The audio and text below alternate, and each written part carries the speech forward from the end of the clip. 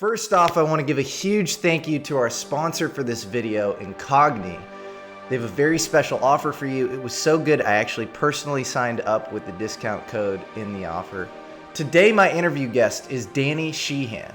Danny might have a better understanding of what actually happened in just about every major 20th century American conspiracy than anyone I've met. And I know a lot of conspiratorial people. Shout out Alex Jones. So a lot of scientists think anthrax might have come from Mars. What?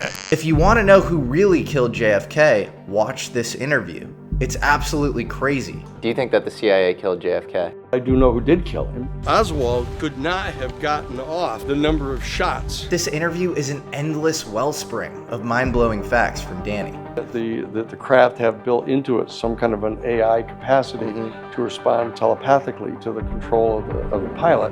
That's the key to it all. From American industrialists and financiers secretly funding the Nazis before World War II. So that they wanted Hitler to establish this kind of fascist government, the economic theory of which is you place all the instrumentalities of the government at the disposal of the interests of the private corporations. And the formation of the CIA as an extension of the great Gilded Age families. Because the Central Intelligence Agency was the brainchild of the people at Brown Brothers Harriman.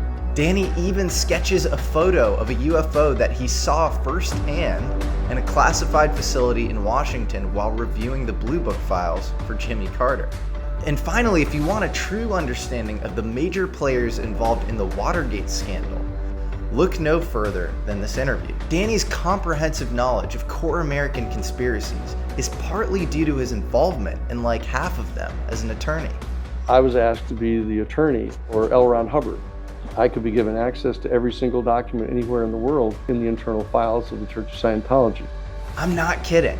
He was actually personally involved in the Watergate case, the Pentagon Papers, Karen Silkwood, and has personally represented UFO whistleblower Lou Elizondo, Harvard Psychiatry Department head and legendary UFO researcher John Mack, and the notorious Dr. Stephen Greer. So without further ado, sit back, relax, and be prepared to stay up all night integrating your new worldview after hearing from the man at the center of every American conspiracy, Daniel P. Sheehan.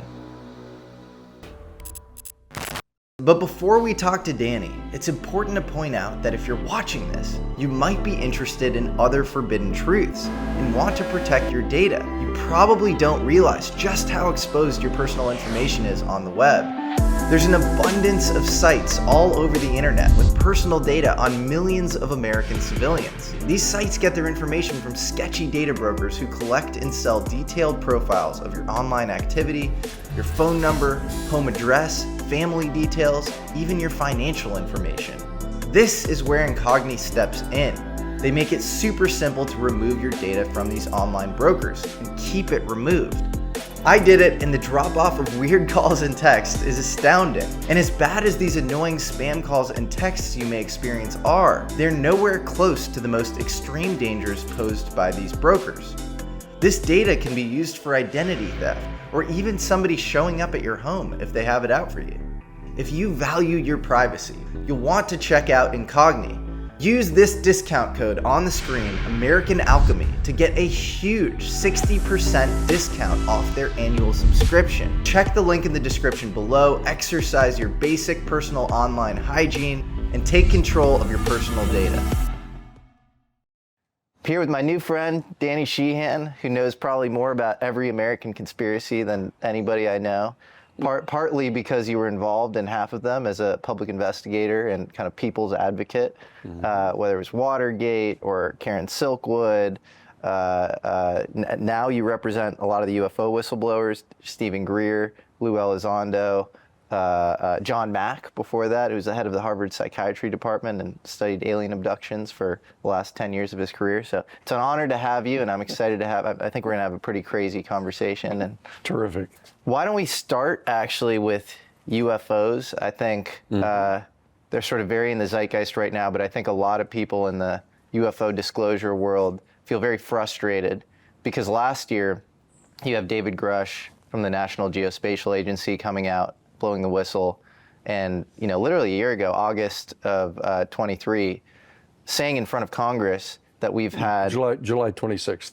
July 26th, that's right. Okay, good. That's amazing. Good memory. Saying that we have had a legacy reverse engineering programs. We've had crash retrievals of UFOs. We have them in our possession, in various aerospace warehouses. Do we have the bodies of the pilots who piloted this craft? Biologics came with some of these recoveries, yeah. Were they, I guess, human or non-human biologics? Non-human, and that was the assessment of people with direct knowledge on the program I talked to that are currently still on the program. And it's a sort of bombshell claim, and he says that he's brought forward 40 first-hand witnesses, people who've worked on the program, to the Inspector General of the intelligence community, Monheim, and yet nothing's, not a lot has happened since. And I'm friends with Grush, and I do trust him, and I think there's a lot going on there behind the scenes. But yeah, what's your take overall on where we're at? There's a lot going on behind the scenes, is the answer. And one of the things that people who've worked in Washington, D.C. for 20 years or more realize that the public hearings that take place in the Congress are kind of dog and pony shows, and that they're semi-scripted as a rule. There's a decision made on high as to what's going to get said publicly and what isn't, what questions are going to get asked and what aren't, and so that there's a bit of theater involved, more than a bit of theater involved. What's going on in the background is the real deal making, and the challenge in Washington, D.C., among many others, is that everything is a deal, everything is a negotiation. So if the Republican Party proposes, $10 billion for a particular program, the Democratic Party, proposes $8 billion for the same program, ahead of time it's going to come out to $9 billion, because it's not a matter of principle, it's not a matter of what the program needs. It's a question of the kind of false dialectic that's going on. So you have to get used to that to begin with. And now we've come into the scene with the UFO phenomenon, and that there have been a number of passes at this in the history. But what's happened is, since the one that everybody knows about is the December 17th of 2017, the front page story in the New York Times.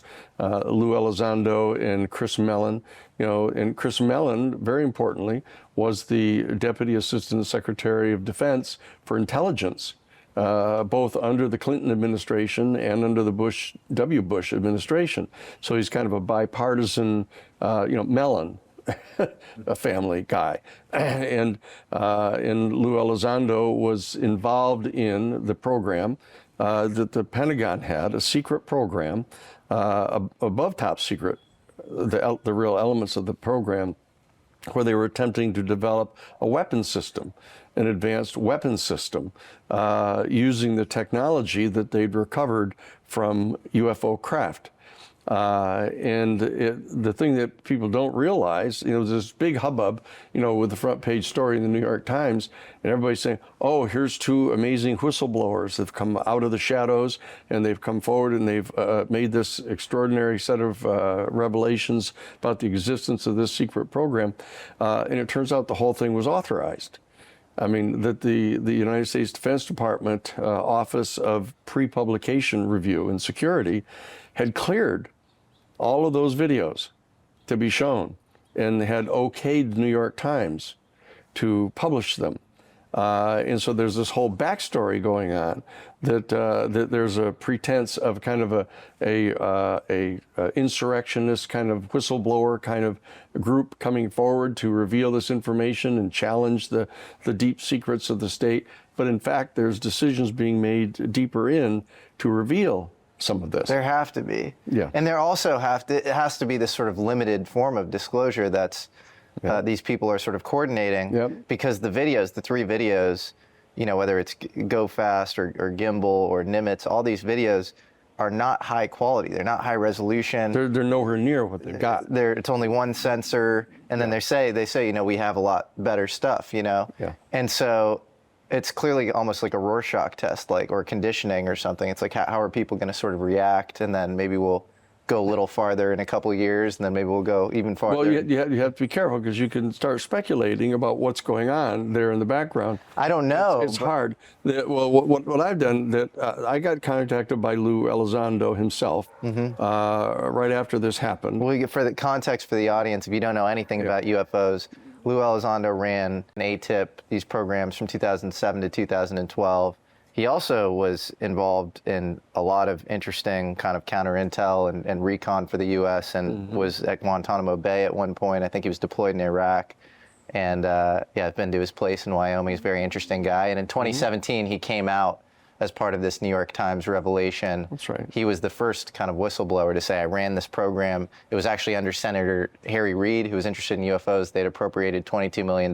Yep. Harry Reid, Ted Stevens from Alaska, and Dan Inouye. And Dan Inouye from Hawaii. That's right. And they're all studying, UFOs, a lot of which took place under Bigelow and on Skinwalker Ranch. So, okay, Lou Elizondo approached you. So now you've blown out the whole audience. Nobody knows what we're talking about, right? I have the same autistic, compulsory, attention to detail that you do. Yeah. Well, the bottom line is that what's happened is that for some reason, which we can explore, but for some reason, there's been a decision that was made, in 2017, at the very end of 2017, to come forward to begin a process of trying to establish control, literally, over the disclosure of the UFO information. And it actually generated an extraordinary piece of legislation that the United States Senate approved. That was a 64-page bill that set up this complex process of undertaking a controlled disclosure and actually formulating a controlled disclosure campaign to go over a 7-year period to start rolling out information to the public, into the world, therefore, about what it is that the United States government knew about the UFO phenomenon and about some vaguely identified non-human intelligence. So what you're talking about now is the Schumer amendment to the forward-looking year 2024 NDAA, National Defense Authorization Act. So it's the defense budget every year. That's the one. And it was this amendment, and it talks about non-human intelligence and the government declaring eminent domain over non-human craft that's in the possession of these, private aerospace companies. And it ends up kind of dying on the vine because of Mike Johnson. Well, not really, though, but that's the impression that, again, people got diluted. It got passed, but in a very... Well, what happened is that one of the most important aspects of the bill did get passed, and that is ordering, here's the Congress of the United States, both the Senate and House, signed by the President, ordering all 6 of the United States military services, the Army, Air Force, Navy, the Space Force, all of them, and all 18 of the United States intelligence agencies. There's a lot more than just the CIA and the Defense Intelligence Agency and the NSA. There's 18 of them, right? And then there's 32 United States Defense Department agencies. All of them were ordered by Congress and the President to take 300 days to gather together every single piece of information that they had about the UFO phenomenon and about any non-human intelligence that was understood to be responsible for the UFO phenomenon, and gather it all together, put it into digital format with an index so that it's recoverable and searchable, and have it ready by October 20th of 2024 to be turned over, the Senate bill said, immediately to the National Archives. That got changed in the House, but only in a minor way, in which they said they were to turn it over as soon as possible after having it compiled. But that whole process was extraordinarily important, and it was a key portion of the bill that the Senate passed, and that got passed by Congress. That is the law right now. So that whole process is going on right now.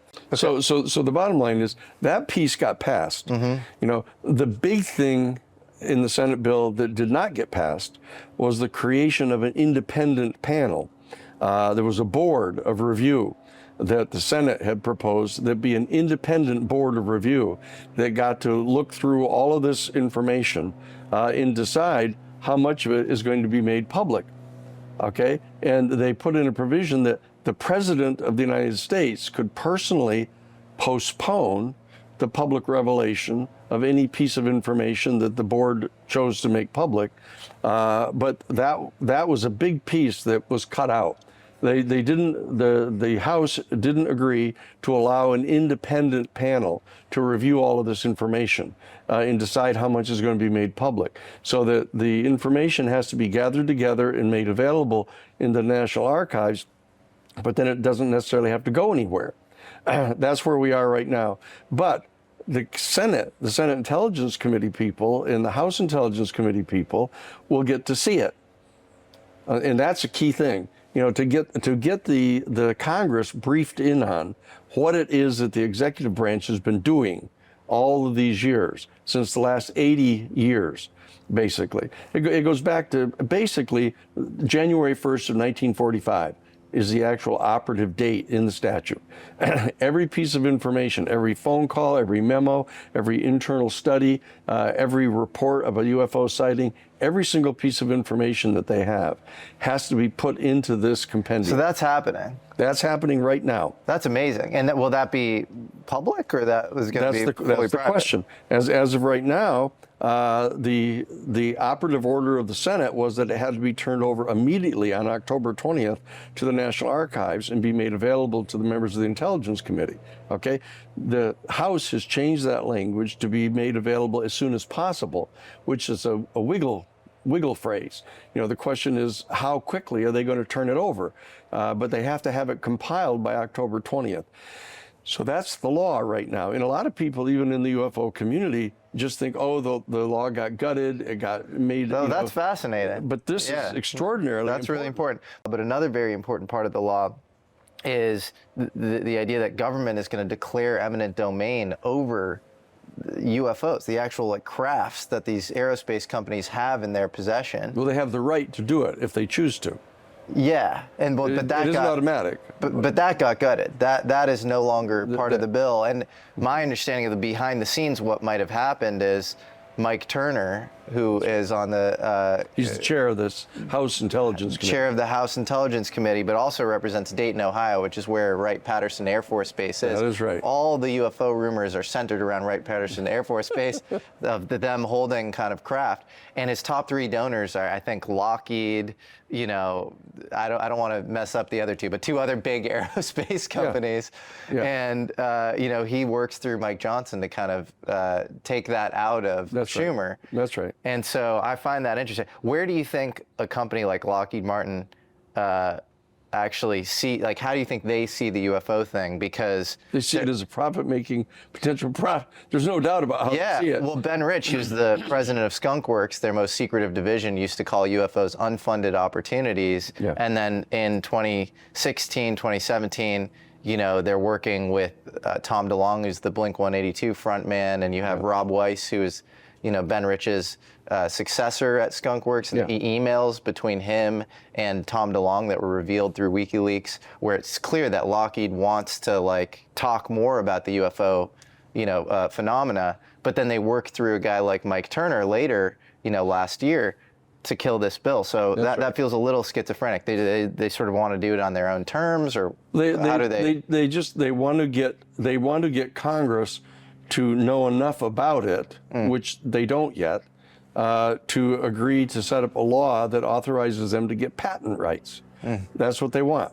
They want to get patent rights to the technology, so that the United States government, for the next 1,000 years, when it wants to have access to any of the technology of the UFOs for superluminal flight or anti-gravity stuff, is going to have to license it from the private company and pay them a ton of money for it.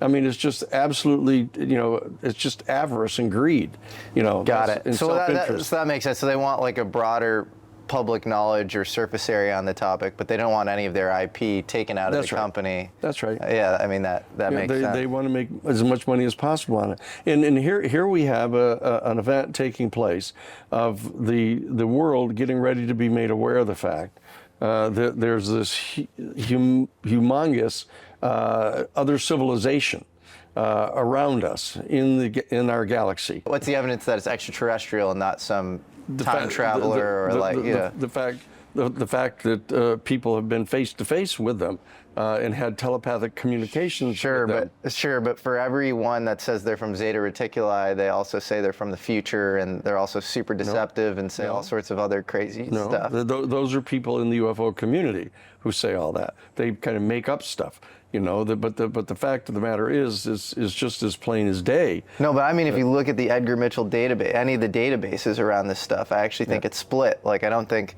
it's clear that they're from another planet. In fact, there's one hominid species on Earth that's sentient, upright, bipedal, that has advanced technology, and it's us.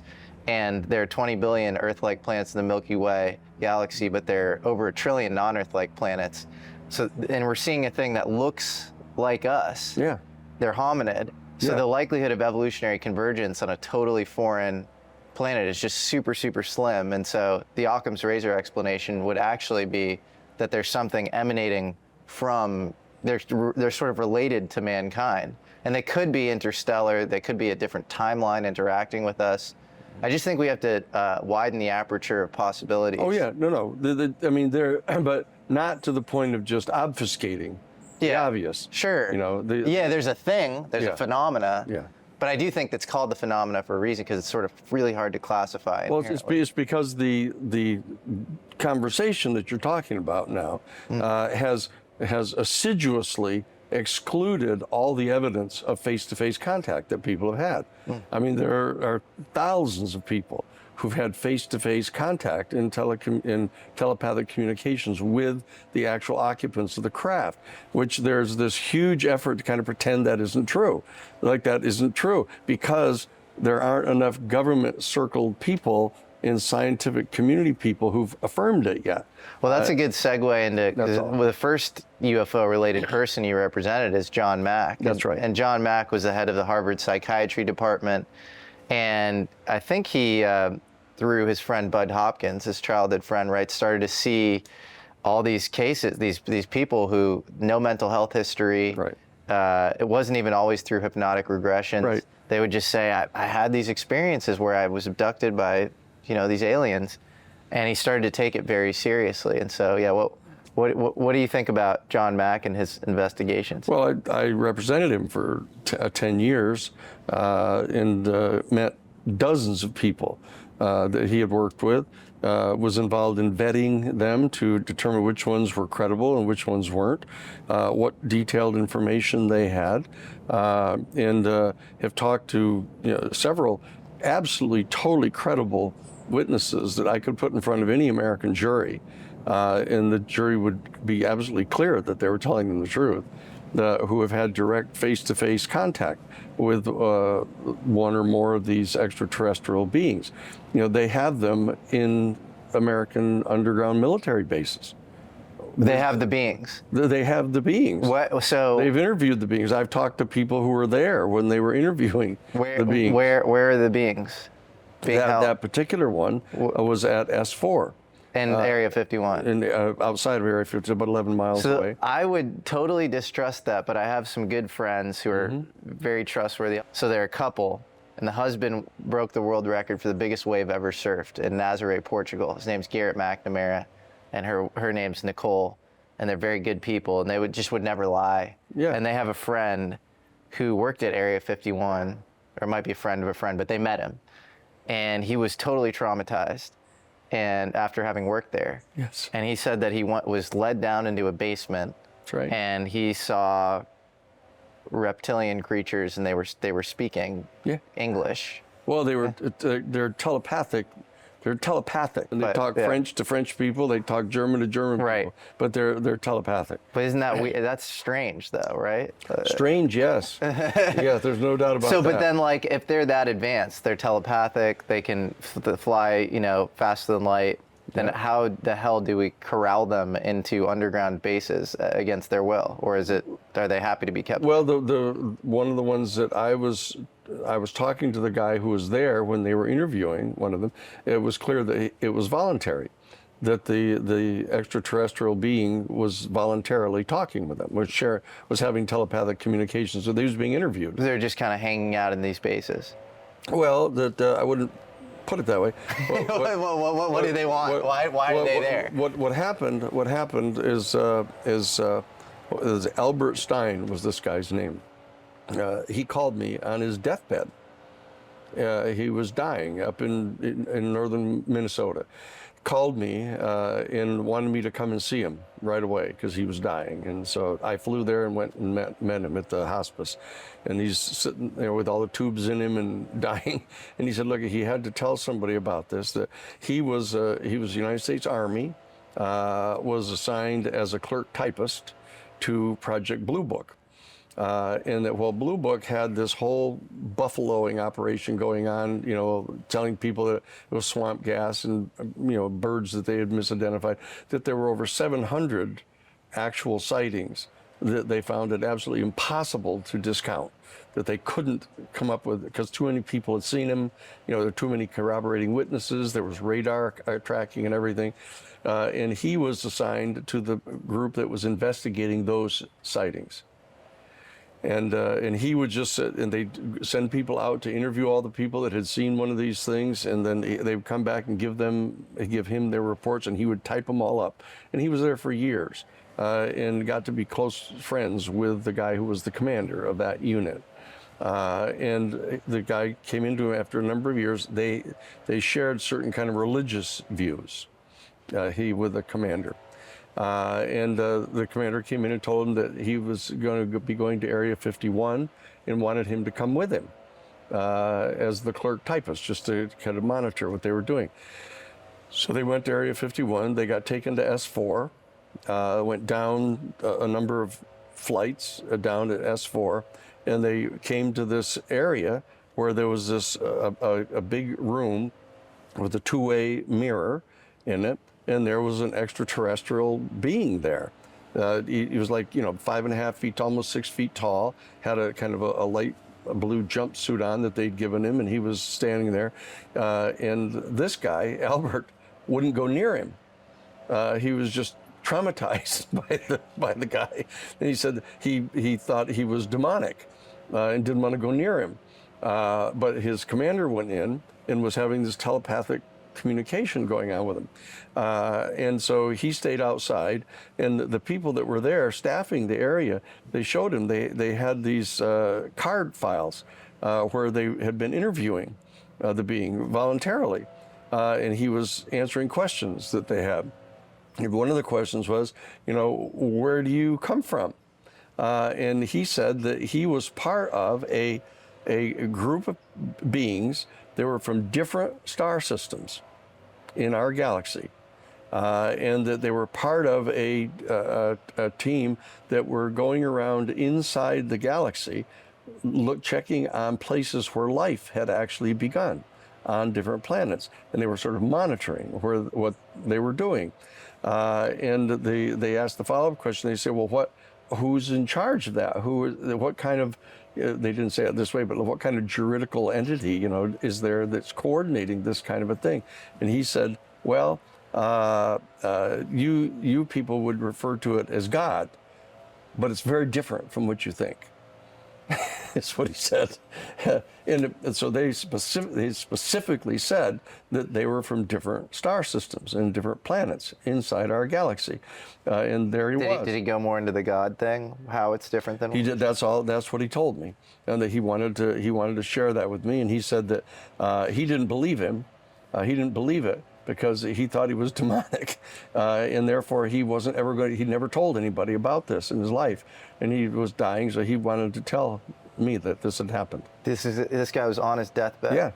Really? What's his name? His name is Albert Stein. Albert Stein. He was a clerk? A clerk typist, U.S. Army clerk typist. For Blue Book. Assigned to Blue Book, to this special division of Blue Book that was investigating the 700. That's absolutely insane. Do you have a video of you talking to him?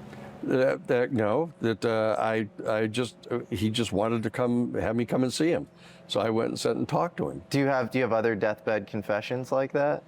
No. Okay. You know, I've interviews that I've done with people, live people, who've had the different kind of encounter experience. You know, well, for example, also, you know, Barbara Lamb. You know Barbara Lamb? No. Barbara Lamb was an associate of John Mack's. Okay. And she's a professional psychologist. And she had a practice of kind of helping people who had had these kind of traumatic experiences of thinking, at least that they'd had a direct encounter with a landed UFO that was on the ground, that they would have a direct contact experience with the occupants. And most people find that fairly traumatic. Yeah. And so she ended up counseling dozens and dozens of people over a 50-year career. She's like 90 years old. She just became 90 years old. And she's provided to us her archives of all the recordings of different people that she has had sessions with, right? And so after all these years, 50 years of interviewing dozens of people who've had this kind of experience, she was kind of longing as she was approaching 90, kind of wishing she'd get to see one. You know, she'd never seen a UFO. She'd never seen a being. She was kind of lamenting this. And then one afternoon, she just came in out of her garden into her house, and here was this reptilian guy standing in her living room. You know, just standing right in the middle of her living room, and she was kind of taken aback. But he was giving off really kind of extremely friendly, positive kind of vibes. He wasn't scaring her at all. You know, but he came over toward her, and he said, "Look, you have been wanting to get to see one of us, and here I am. So I'm just wanting to let you know you've been doing this a long time, and so here I am." And then he turned around and left. Do you have any takes on the UFO thing that very few people agree with you on, or that, you know, are really out of left field sounding to the average person or something? All of them are out loud left field. Yeah, I mean, but not, in a world where like it's actually seen as somewhat conventional to believe in at least the phenomena itself, do you have any sort of really contrarian takes on how this stuff works, or? No, what I do believe is that it has an awful lot to do with consciousness. Yeah.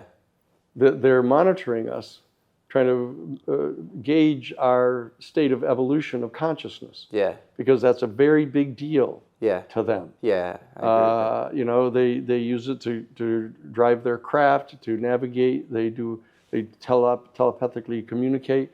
You know, that this whole thing of the level of consciousness that we're at is really important to them. Do you think legacy programs have made any sort of progress on this stuff? It's kind of a branch office of it, which is the remote viewing stuff that Hal Puthoff and the Targ and those guys have been involved in. Do you think that's still in effect? And oh yeah, there's no doubt about that. Yeah. I mean, that's really sophisticated stuff. I mean, really sophisticated stuff. What gives you conviction there? I mean, obviously, it pops up in skinwalkers at the Pentagon that they're studying it, you know, as part of ATIP and OSAP or whatever. But like that, to me, is small fish. You know, it's not a lot of money. It's a big deal. In that, you know, when you know what they accomplished in that program, which they're lying about to everybody, say, oh well, you know, it didn't get very far. They couldn't. They kind of shut it down. So what do you think they actually accomplish? Well, I'll give you an example. Yeah. Because I've read the whole file on it. Or you're just talking about like Joseph McMonigal? No, I'm talking about Pat Price. Okay. What happened with Pat Price again? Pat Price was such an accomplished remote viewer. Yeah. That they actually he got to a point where this one particular thing, and the reason I saw this parenthetically is that I was asked to be the attorney for L. Ron Hubbard. You were? In the Church of Scientology. No way. Yeah. So how would you connect Scientology and remote viewing? I mean, I know Hal Puthoff was a Scientologist for some time, but... Hal Puthoff was, and so was Pat Price, and so was Ingo Swann, were high-level clears of the Church of Scientology. The FBI and the Justice Department in New York subpoenaed the top 10 people in the Church of Scientology in New York and ordered them to come in front of a grand jury. And they were going to be interrogating them in front of the grand jury. They called me again, and I went up to New York because I'm admitted in the Southern District, and I got an injunction shutting them down. So they couldn't do that because it was totally unconstitutional again. And so they were so sort of enamored of me that they talked with Ron Hubbard, and Ron Hubbard wanted to have me be the lawyer for them, you know, with him and his wife Susan, you know, against the IRS, that whole thing they were doing. So I said that, look, I wouldn't even meet with Ron Hubbard unless there was a condition precedent that I could be given access to every single document anywhere in the world in the internal files of the Church of Scientology. I figured that was a real non-starter, right? Yeah, of course. And within a week, they came back and said, it's a deal. No way. What do you want to see? And so you could query anybody's e-meter results? Yeah, anything. I could get anything I wanted. And so they flew me down to Florida, and the big blue cube they've got down there, this big, huge blue building. So I go in, and there's the head of the Guardian's office, U.S. Guardian's office, and the international head of the Guardians, you know, out of the UK. And they say, so what do you want to see? And I said, well, first, what I want to see is the file you got on me. And the American guy said, no, I don't, no. And I said, excuse me. I said, what do you think, I fell off some melon wagon somewhere? I said, you know, you're going to have me be L. Ron Hubbard's attorney, and you don't have any file on me at all? And the international guy says, go get him the file. Yeah. You know, so they bring me the file. I'm going through How deep was it? How much stuff did they have? Well, they had you know, pictures of me. What was, you know, I was a Jesuit candidate. I was at the headquarters. You know, they would follow me around. They showed me in different restaurants, you know, and meeting with people. You know, Mark Lane and some of the other guys. You know, they Mark Lane, he was like Kennedy assassination investigator. Yeah, Rush to Judgment. He was the author of that. You know, so you know they had all these kind of things, and so I said, okay, good. I just wanted to make sure that it was accurate. You know, and then so the international guy says to me, okay, so what else do you want to see? I said, I want to see the 3 most sensitive files in the entire world, according to you, as the head of the Guardian's office. You know, and he just went, oh, fuck, he said. I said, so either you get them or not. You know, so he gets up and is gone and rummages around, comes back, and he ends up laying one of the files in front of me. And I started looking at it, and it was all reports by Ingo Swann. Ingo Swann was filing reports with the head Guardian office in the UK about the entire internal operations of the Office of Naval Intelligence remote viewing program that they were doing. He was just giving them all the information. So he was a spy or something? Yeah, he was a spy for the Church of Scientology. For the Church of Scientology? Over and against the Office of Naval Intelligence. Why would he do that? Because he was a high-level clearer. That was his loyalty group. His so fundamental loyalty. He was loyal to them prior to... That's right. That's right. Over and above Because I always thought Put Off was like looking into that stuff, because he was like an NSA guy before he was a Scientology guy. So I thought Put Off was just like tasked to like looking into this, you know, very, para-governmental intelligence organization that is Scientology, that's seen as a threat, and so, you know, get Put Off in there. No, this was a stuff. I mean, the Church of Scientology, you're not aware of it, that their highest principle in the Church of Scientology is all to do with UFOs. Really? So, yeah, they believe that there is a major confrontation going on between the human-like people from the Pleiades over and against the reptilians from Zeta Reticuli, and that there's a major confrontation going on over which of them is going to actually assert major relations with our planet. Do you agree with that worldview? No, I don't. But Swann was like fully in with the Scientologists and was giving them information on the Office of Naval Intelligence. All of it. And so you're also saying that there's a remote viewing program that was deeper than Stargate? Because that wasn't Office of Naval Intelligence. That was DIA after CIA. Yep. No, this was a program. And Pat Price, I'll give you some idea how deep this goes. Pat Price, you know, they had the file, Ingo Swann had the file that Pat Price had gotten so good at remote viewing that they assigned him a task of, they gave him the exact longitude and latitude down to the minute and second of a location, and he was assigned an artist so that he didn't have to do these hen scratches trying to show it. But he was saying, you know, so what's there? So there's this major building here, and there's big fence up with razor wire on the top of it and everything. And his facilitator was Russell Targ. And so Russell was saying, okay, now can you get inside the fence? Can you see anything inside the fence? And he goes, Yeah, okay, all right, yeah, I can see inside the fence. There's just this no man's land there. Can you get to the front door of this place? And he said, all right. He said, okay, all right, I got it. Yeah, okay, I'm in front of the front door. He said, can you go inside the building? And he said, let me see here. Okay, yeah, I can see inside the building here. He said, so what do you see? He says, there's this big long hallway. And there's some doors on both sides. And Russell said, now go down to the third door on the left. He said, okay. He said, can you go into the room? Yeah, I can go into the room. So what do you see? Well, there's a big desk there and chairs and stuff. There's a big file cabinet over in the right corner over here. Go over to the file cabinet. So he goes over to the file cabinet. I said, second drawer, first file. Read it to me. And he did. What was it? Well, that's not the point. The point is that he did it. Yeah. And he can do it. And it turns out it's an American facility. It's a top CIA security facility. Yeah, but that's insane then. So Yeah. anybody with remote viewing skills can get the nuclear codes? Not anybody, but Pat Price could. The best. So that's Pat Price, right? Mm-hmm. And in the same file, it points out that Pat Price had actually evolved to the point where they could take a full photograph of a boomer-class Russian submarine, nuclear submarine, and show it to him and say, where is it? Right now. And he would give him right down to the exact longitude and latitude, down to the minute and second of exactly where that is. And he visualized the whole thing and told him exactly where it was. But there was a huge UFO right over the top of the water where that thing was. And it was tracking it and monitoring it. And he had it in the file. I'm going, whoa. I said, this is pretty wild. And then I said, okay, so what else have you got? He says, well, here. And I said, show me the second file. And he showed me the second file.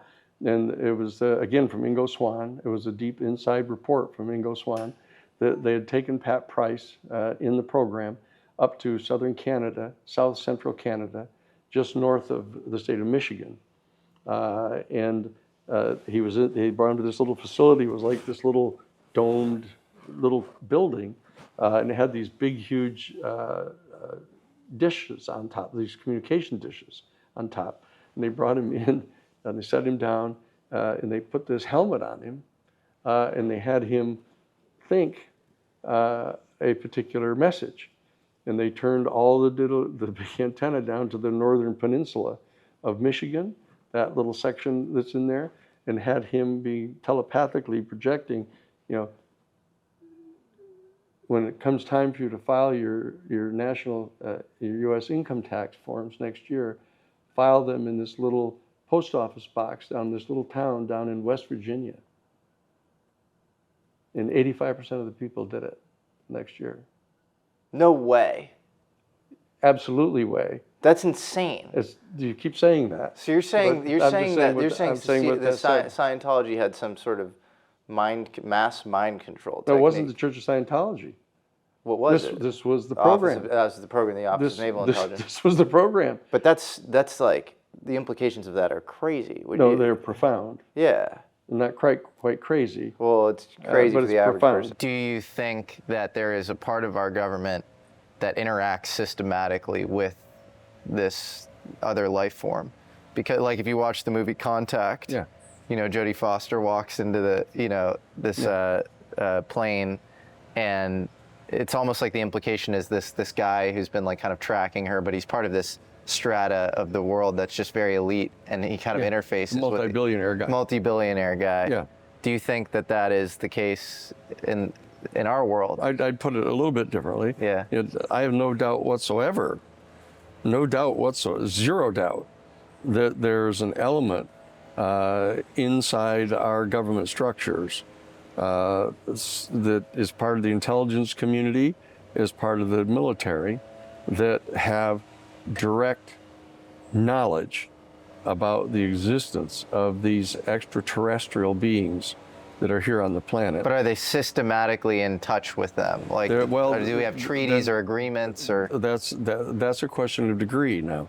The question then would be is that in light of the fact that they know that they're here, that it would be almost impossible to believe that they hadn't made efforts to have some kind of communication with them. Sure. They aren't going to just let them sit there. Would you take that a step farther, though, and say that we've made agreements? You have to take it one step at a time.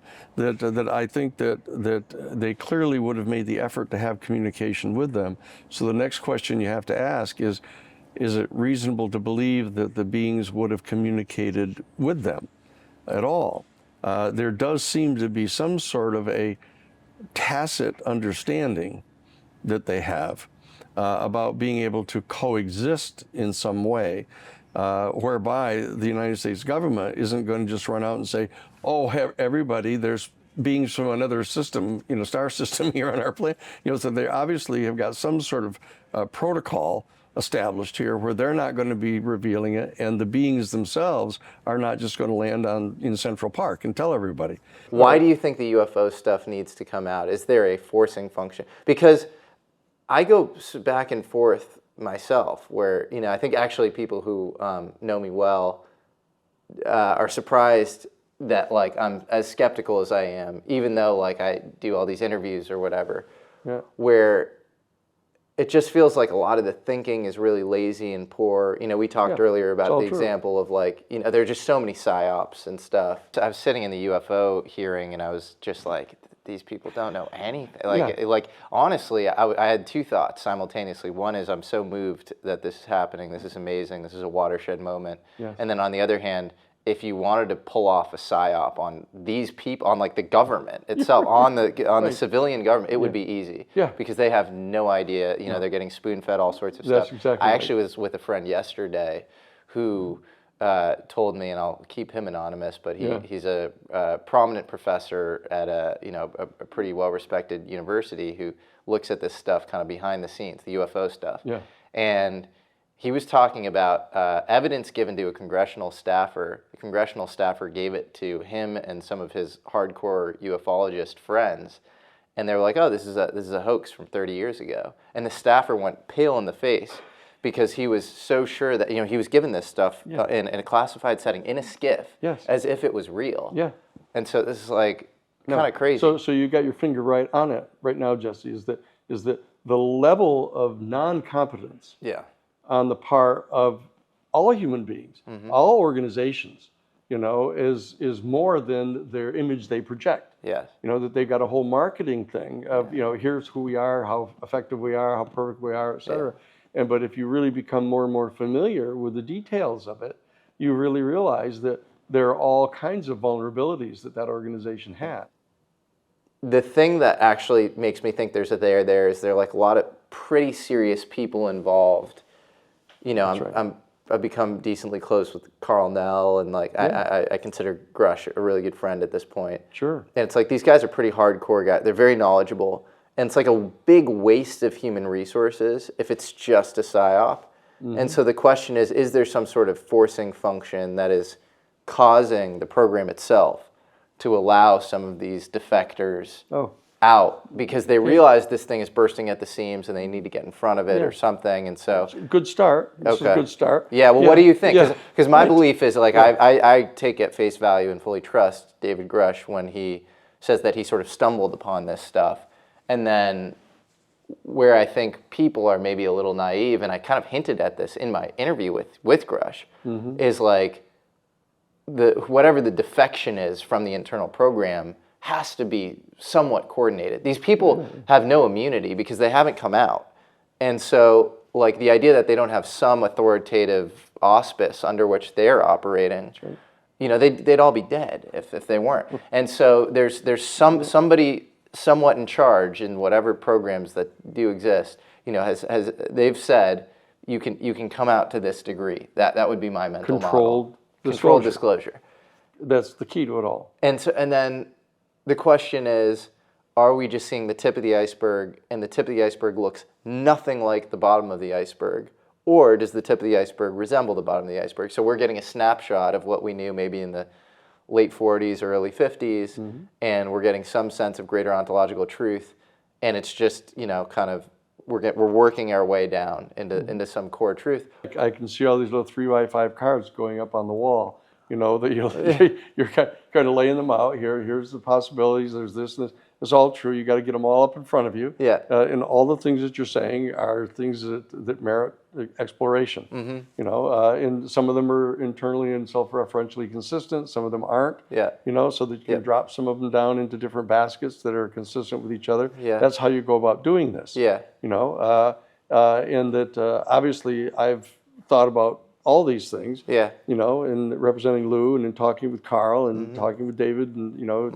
and discussing these things with them, you know, but I consistently refuse to get a security clearance. Yep. I will not do that. Yeah. Because then whatever I know about, they're going to try to say I must have gotten it through the security clearance, and then I can't tell anybody. Right. You know, so I'm not going to do that. Yeah.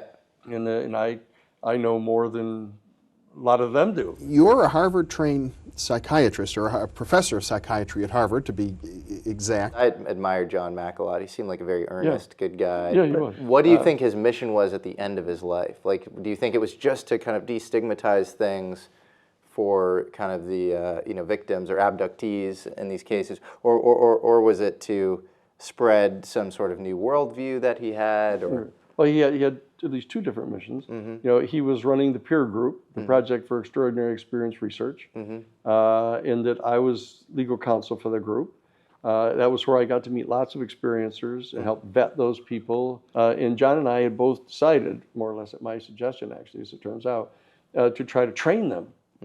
That if they're going to get repeatedly abducted, you know, why don't we train them to do holotropic breathing and just stay calm when it starts to happen, and then question the ET people, and we'll give you a set of questions to get information from them, you know, so that we can start getting direct line, have like a diplomatic reach out to these people. did they get anything interesting? No, well, what it was is that she studied Karen, and it was that she was furious at the UFO people because she'd been abducted, and then after she'd been returned and couldn't remember exactly what happened, she found that she was pregnant.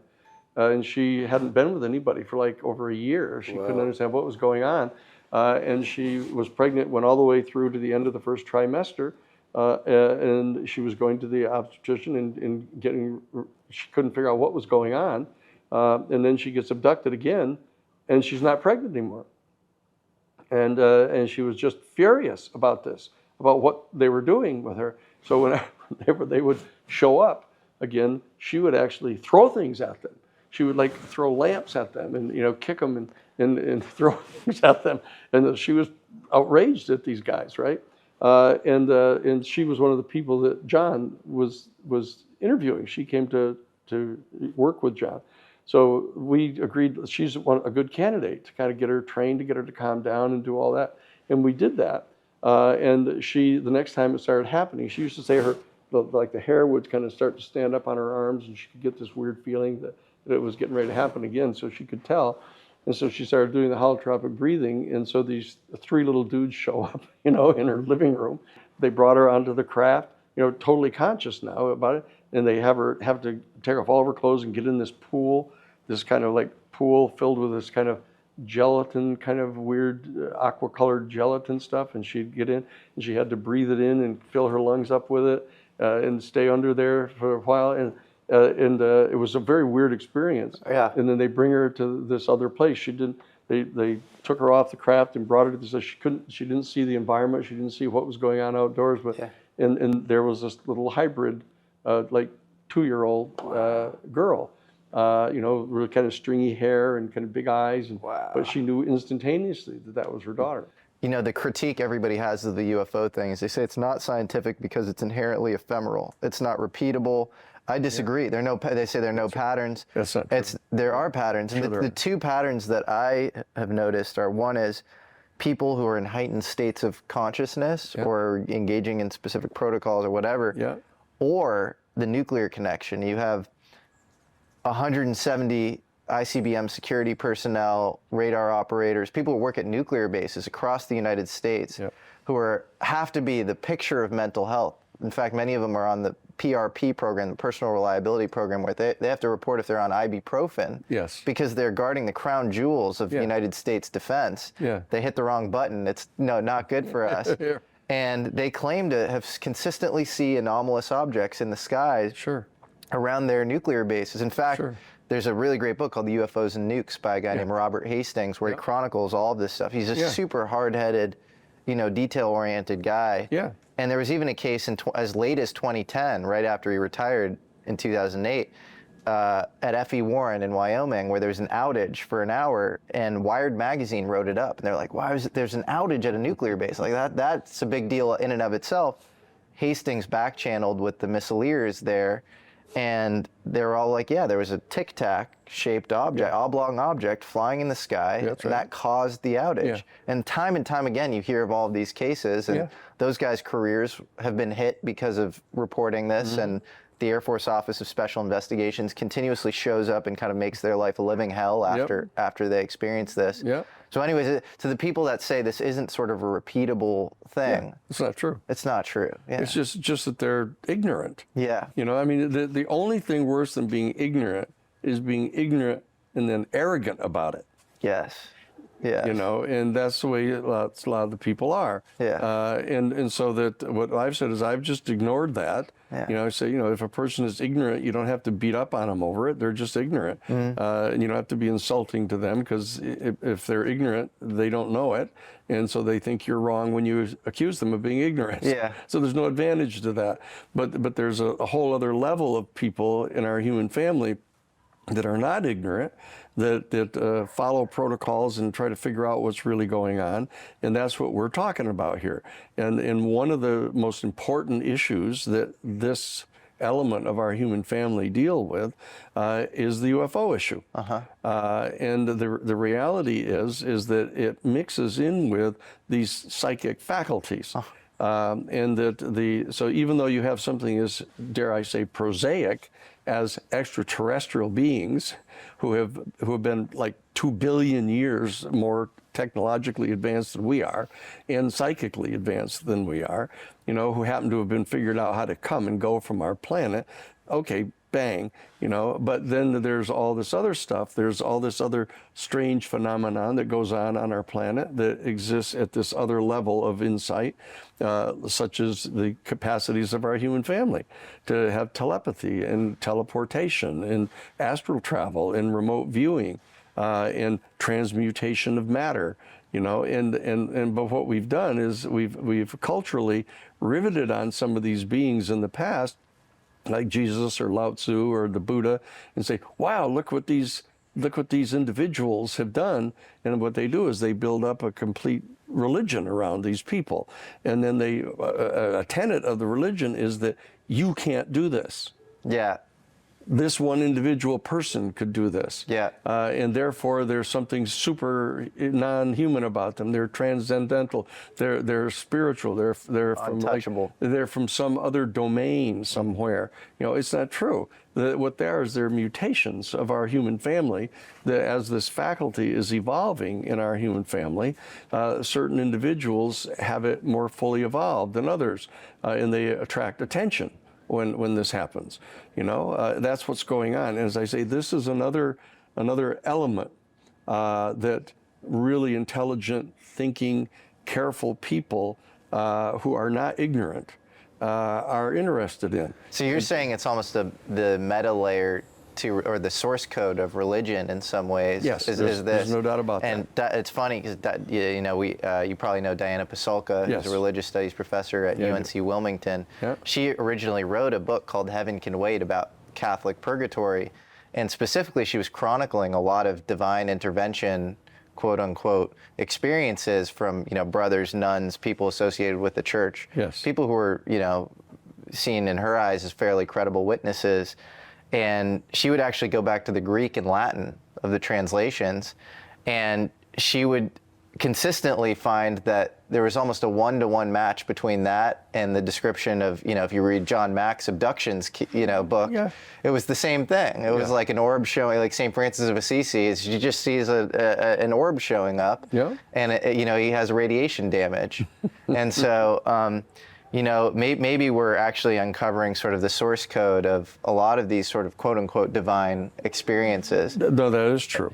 Do you think that the angels and demons kind of nomenclature that's just been used, across civilizations. That might just be it. And the reason I ask is because there's a book called Final Events by a guy named Nick Redfern, and he talks about there's this evangelical Christian group that was very embedded in the CIA called the Collins Elite, and they were at Wright Airfield, and they were studying demonic entities, and they were doing all sorts of weird Kabbalistic stuff, and they were attracting these sort of, you could say, similar to the protocols of Iamblichus, like Neoplatonists, or Thomas Aquinas's kind of angel hierarchies, these beings between us and God, which have been believed in for centuries.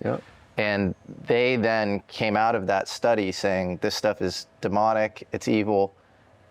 Maybe we are actually living the book of Revelations, and this stuff showing up is, greater preponderance is actually really bad, and they started to campaign against it. Yeah. Well, there are different lenses through which a worldview that you can perceive this thing, and there's no doubt that is one of them.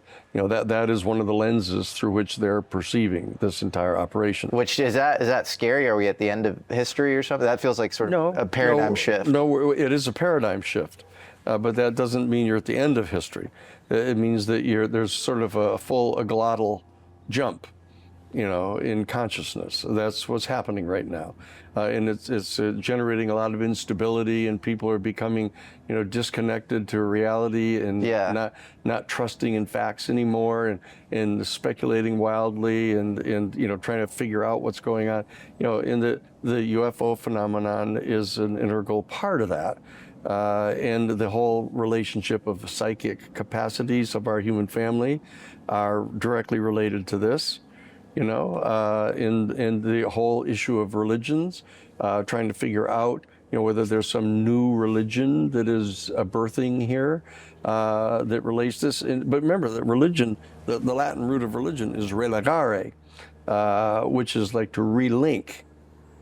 And ever since the evolution of the intellect in our species of Homo sapiens, the intellectus, the Latin root of intellectus is the ability to distinguish the difference between. And so that we've been able to experientially experience the difference between ourselves and all the rest of our environment, and that we've developed an intellect that is able to manipulate that and kind of computerize it and mathematize it and all of that, and primarily to manipulate physical reality around ourselves. Do you think, it almost feels like the most underrated narrative here, it's not as much maybe about the crafts that we're trying to reverse engineer, but it's about the people that seem to attract this phenomena. And so like Betty and Barney Hill's this famous, case in 1961, they see this craft coming, I think it's in Vermont or New Hampshire. New Hampshire, that's right. And C.D. Jackson, who's in the Psychological Strategy Board under Eisenhower, and also runs kind of our psychological warfare program. During the war, During the war. And was the editor-in-chief of Life magazine. There you go.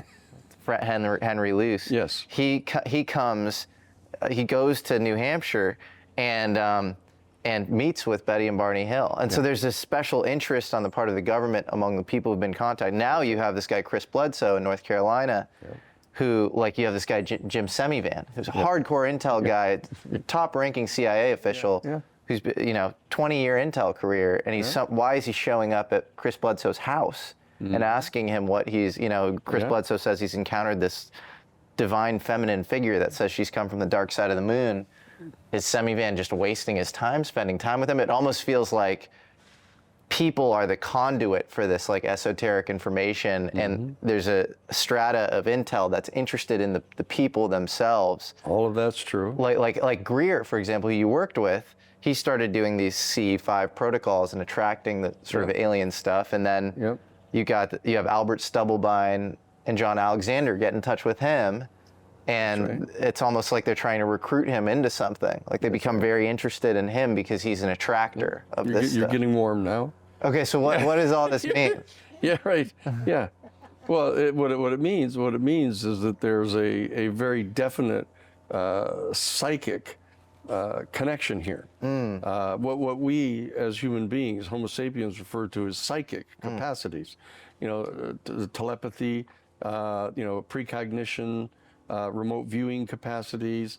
There's a whole series of charisms that are basically referred to in the Hindu stuff as siddhas, which is they're a function of consciousness, is that clearly our human species is capable of experiences that are non-normal. Yes. Regular, normal people don't have these experiences, or at least they don't realize it. My first year of law school, I had come up from Harvard College, had gone across the street to the law school, and I had heard that Crane Brinton, who was the chairman of the Department of Intellectual History at Harvard for like 30 years, and he was going to be doing his last lecture, and he said, he got up and he said, I've been asked to lecture on what I think the most important single intellectual insight of our human family is that I've encountered in my 50 years. And he said, and this is easy. He said, I think that all the greatest minds of our human family have come to realize that our human family is right on the brink of its next step in biological evolution.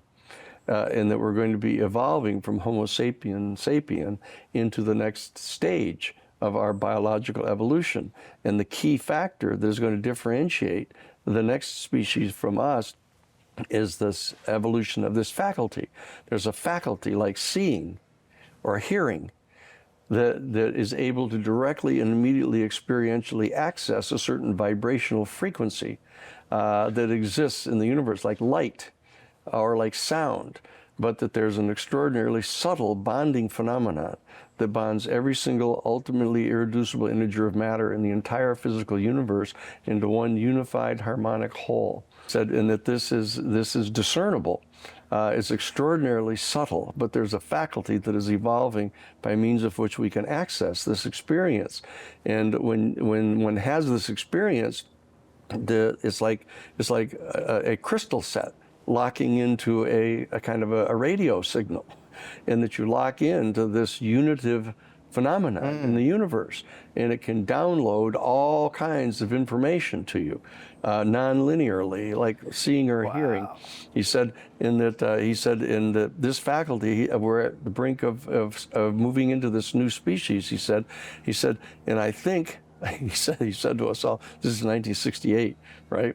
This is like May of 1968. And he says, and I think that's why so many of you young men here refuse to go fight in this war in Vietnam. Ah, wow. That's what he said to us in that lecture. So he's saying that, like, Pierre Desjardins, like I know Pierre very well, as a matter of fact. The new sphere. Yeah, noosphere. Right. The sort of mental sheath around the Earth that you can sort of tap into. Yeah, where the Russian cosmists sort of believed in something similar. Yeah, so do the Chinese. Interesting. This first thing that Dr. Jen Zhou-Jing showed me. Dr. Jen Zhou-Jing, who's head of the Chinese Academy of Social Science, that they've got this faculty in Beijing, 300 of the top professors in all fields that are there for the Politburo. And I met her, that I was chairing for the State of the World Forum for Gorbachev and for James Baker at the end of the Cold War, that I chaired a thing called the Strategic Initiative to Identify the New Paradigm. And I met her in that context, and she invited me to come to China. And as soon as I showed up, the first thing she did is she brought me to the laboratory, showing me all these experiments they were doing with psychic abilities. And they were exploring and trying to figure out what all this was. And so that this is a very real thing that our human family is going through right now. It's a transition period into a kind of a new paradigm. And the UFO stuff is part of it, Well, aerospace has been very interested in parapsychology, mind over matter, for a very long time. Yes. They've sort of hidden it. But like you have James McDonnell, who's the patron of McDonnell Douglas. He had a parapsychology institute in the 60s. You had, I think he was actually pretty close with Bob John, who was the dean of engineering at Princeton, who went on to start the Princeton anomalies, pair. And this is extraordinarily important. It's really important. And people who guffaw at it and poke fun at it and stuff are just not only ignorant, but they're arrogant. I just had a call with, I'll delete this I'll ask him if I can put this in here, but the head of revolutionary technologies at Skunkworks. I think this is okay to say because he's on record sort of believing in this stuff, but he's head of like the program that, like our most important recon aircrafts just on an objective level come out of. And he believes in all this stuff. I think is on record. If he didn't, he shouldn't be in this position he's in. Totally. No, exactly. If anything can procure an advantage for them, they have to be studying it. Yeah. And so, it's very interesting just how interested they are in this sort of mind over matter stuff. And it's almost like a cleavage between academia, which shut down all ideas around parapsychology in the 70s through 90s. Mm-hmm. And then aerospace, where it's like, it's just basic game theory. You have to do anything to get an advantage, where they really went way deeper into parapsychology, and then academia is stuck in string theory, which is this stupid abstract math that hasn't gotten us anything. It hasn't shipped any product. They're still stuck in the scientific, logical, positivist, materialist worldview. That's right. It's institutionalized at the academy, at the university level, and therefore you can't get cutting edge exploration on the part of some of the better minds of our human family. They won't allow it. Yes. Philosophy, theology, and any of them, you can't go there. Yes. And so that's why you have these other, like that. We have a relationship with the New Paradigm Institute, or it's called Ubiquity University. They're accredited in Europe, but they can't get accredited here in the United States because they talk about this stuff. Yeah. And saying, look, we've got to get intelligent minds working on this in some systematic way. It's so absurd. We spend $15 billion on a Large Hadron Collider, and you have the possibility that there's a mind-matter interface, that kind of our Cartesian dualist ideas are just totally off. Yeah. And it's like maybe, sub 50 million has been spent on, parapsychology in the last 100 years. Yeah. Of course you're not going to make progress. I know. And maybe that's by design. I don't quite know. And they're still lighting like rocket fuel on fire and burning it, chemical combustion, to shoot a rocket up into and they're spending billions of dollars on that as a front operation. You think it's a front? So you think like SpaceX is a front? Totally. For what? For what's really known about the way that these craft really work. Right, but then are we operating the craft then, or when you say it's a front? No, it's interesting that they obviously ran into a major problem that they weren't able to pilot the craft because it's consciousness that pilots the craft. Yeah, like this hybridization of the person and the craft, which makes sense if you look at a random event generator. You have, basically the mind affecting random kind of quantum mechanical processes like quantum tunneling or radioactive isotope decay. Yeah. So, you have this almost like perfect digital coin flip created. You have one and a zero that's showing up on a screen, but it's tied to this perfect random quantum mechanical process. And an observer is present, and they can statistically, beyond the standard deviation, sway it between 1 and 0. And so maybe there's something about the ability to pilot the craft that requires a certain level of internal harmony or consciousness. You're extrapolating on the point I was making. Yeah. Is that they weren't able to fly them. Yeah. They've got them, but they can't fly them. Have you ever seen a UFO? No.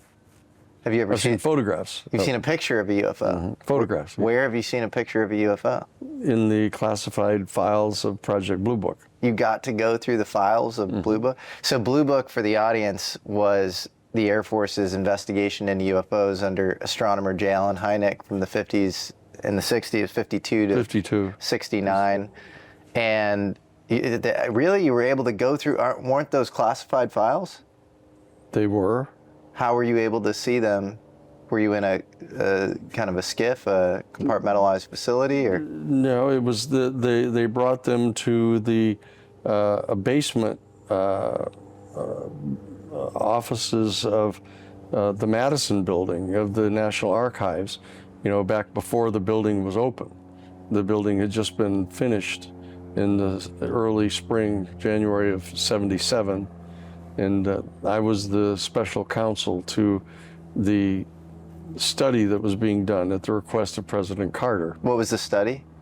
Well, you just have to back up a bit. When President Carter, remember, had seen a UFO in 1969, I believe it was. With a bunch of other people. Yeah, a bunch of people, 11 other people. They were standing on the steps of this Lions Club. Although I think that sighting may have been debunked since. No, it wasn't. No, it hasn't been. That what he saw It was only like 1,000 yards away. It wasn't like a big, star in the sky or any of that weird stuff. It was like a UFO, and he was very specific about it. He talked about it. Yeah, there's an interview where he talks about it. Yeah, and he filed a report about it with the Air Force and stuff, with NICAP at the time. And so that when he was elected in the first week of November of 1976, the first thing he did was he sent for the head of the Central Intelligence Agency to come down to Plains, Georgia, even before he had gone to Washington.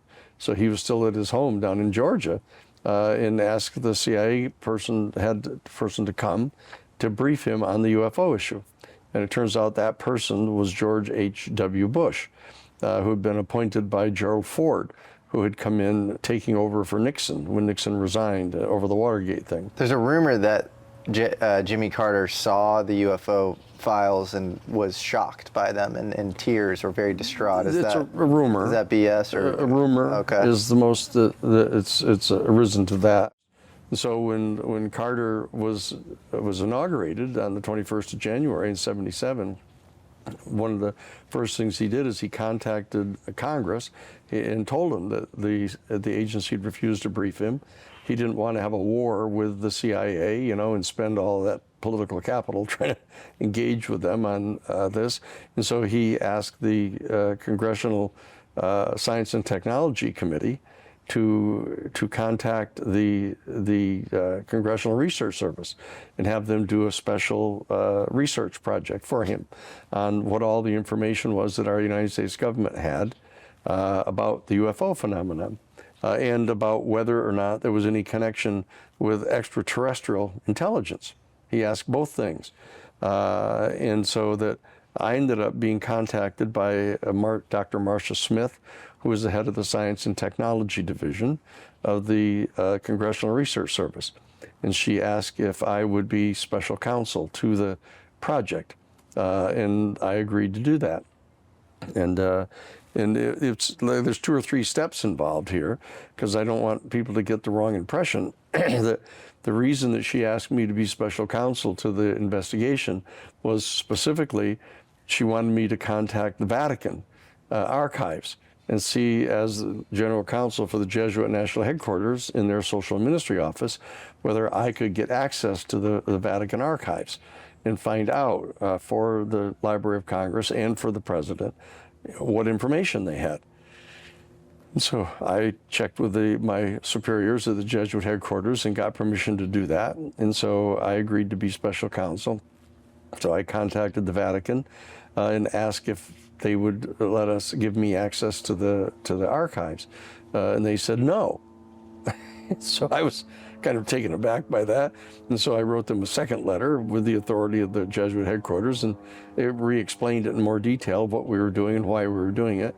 And they still said no.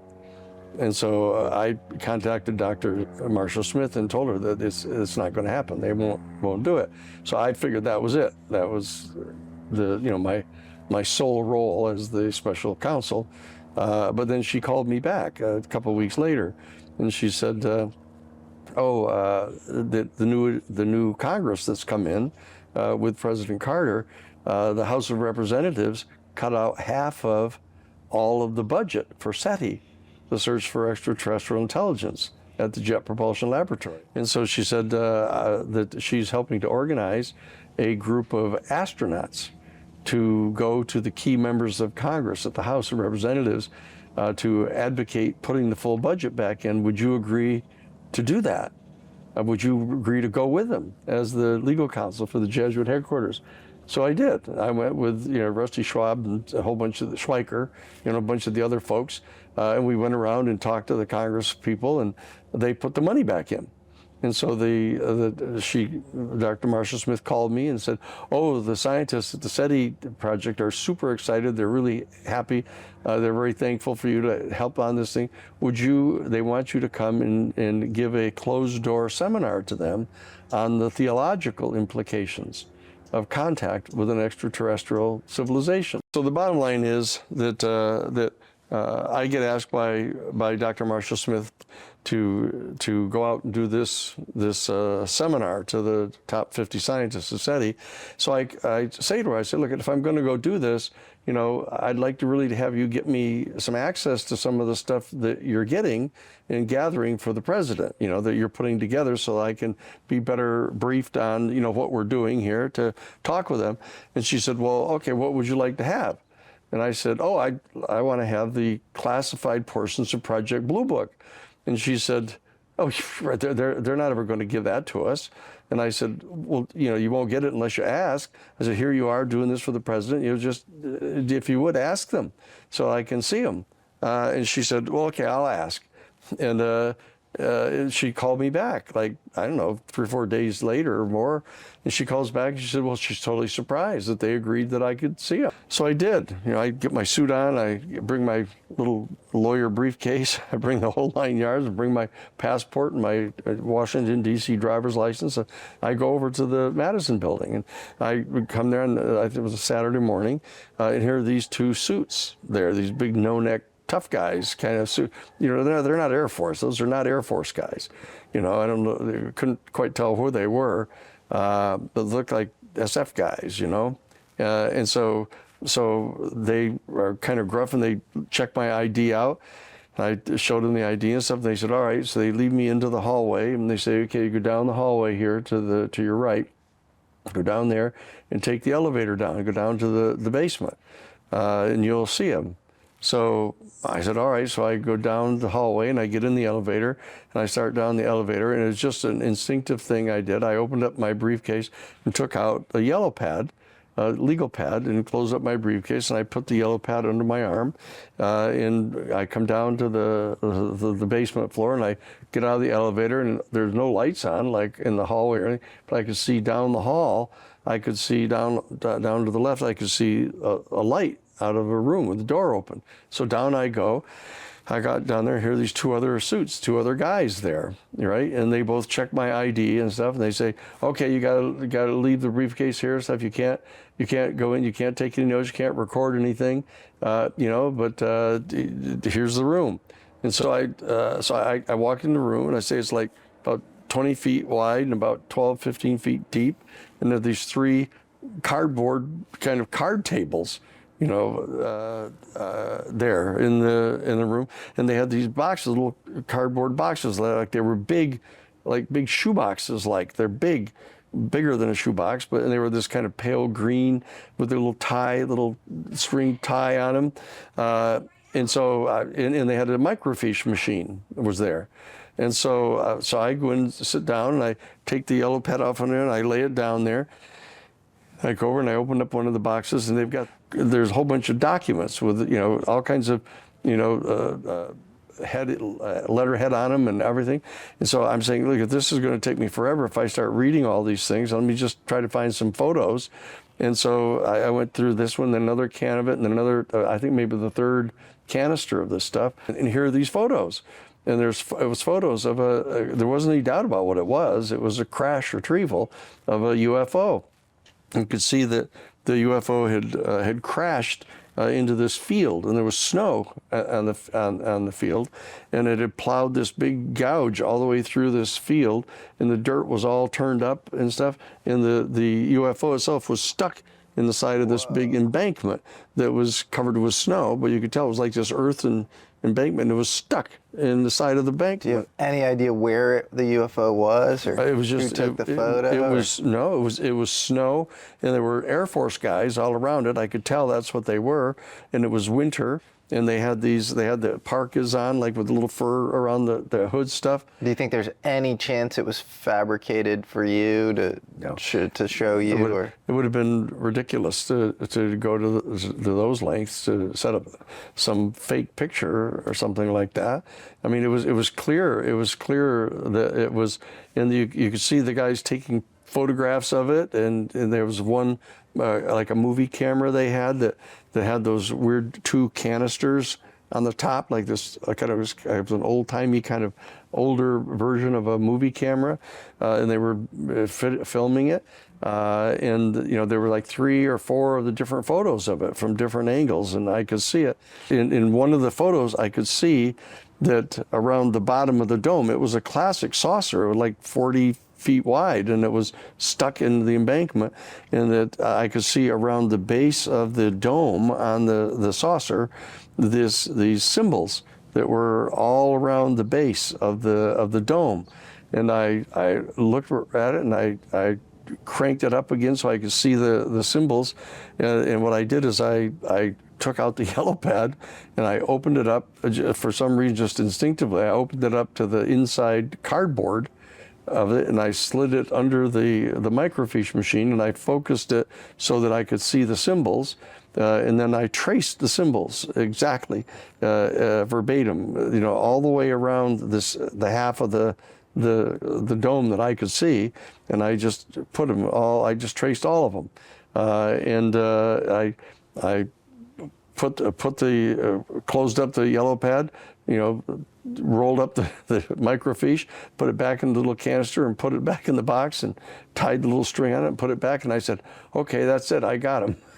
Wow. Did anybody else see it or no? No. Well, Father Davis saw it. He saw the photo. No, he saw the tracings. Symbols. He saw the tracings. Did you not want to show anybody the photo itself? Well, I didn't have the photo itself. There wasn't any way I could get. You were alone in the I was just room? alone. I was just alone there. The 2 guys were outside the door. Okay. And so I had the thing traced.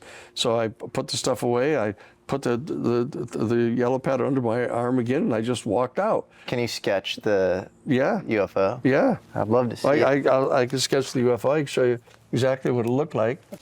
Okay, so here's the photo. Yeah. And it's you can see the field here, and it was such that you could see the plowed. There was this thing plowed right straight through here. This is the dirt with all the dirt all kicked up all along the side of this trench, and the trench was dug all the way through the field, and the craft itself was like this, and it was stuck in the side of the hill, and the hill came down like this, and it was stuck. Well, it wasn't that tall. It was like up here, and it was stuck there. And around the bottom of the dome on top of here, there was right like this around here, there were all of these little symbols. There were these symbols that were here, and they looked like this. Mm.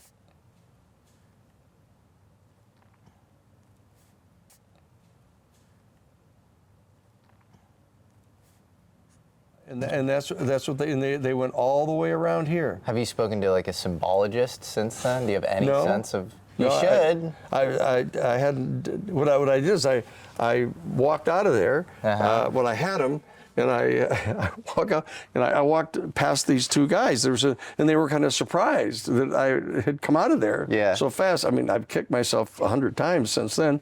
Why I didn't stay in there and try to figure out more stuff. So what I did is I was kind of freaked out, that we got. Well, so I walk out of the place, and I reach out and pick up my briefcase and start just walking away from these guys, and they were kind of surprised that I'd come out of there that fast.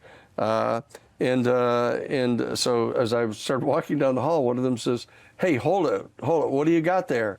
And I said, "Oh, this is my briefcase. I just picked up my briefcase."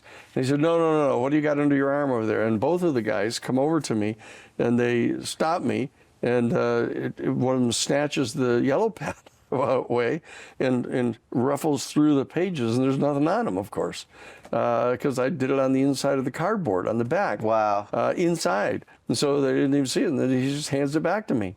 And so I just walk away, and I kind of go down the hallway and get back into the elevator. Wow. And then it was the elevator's going up. I opened up my briefcase and put it back inside and walk up. Well, you brought up Carter's initial interest in UFOs because he saw one. Then he goes to George H.W. Bush and he says, "I want to get briefed."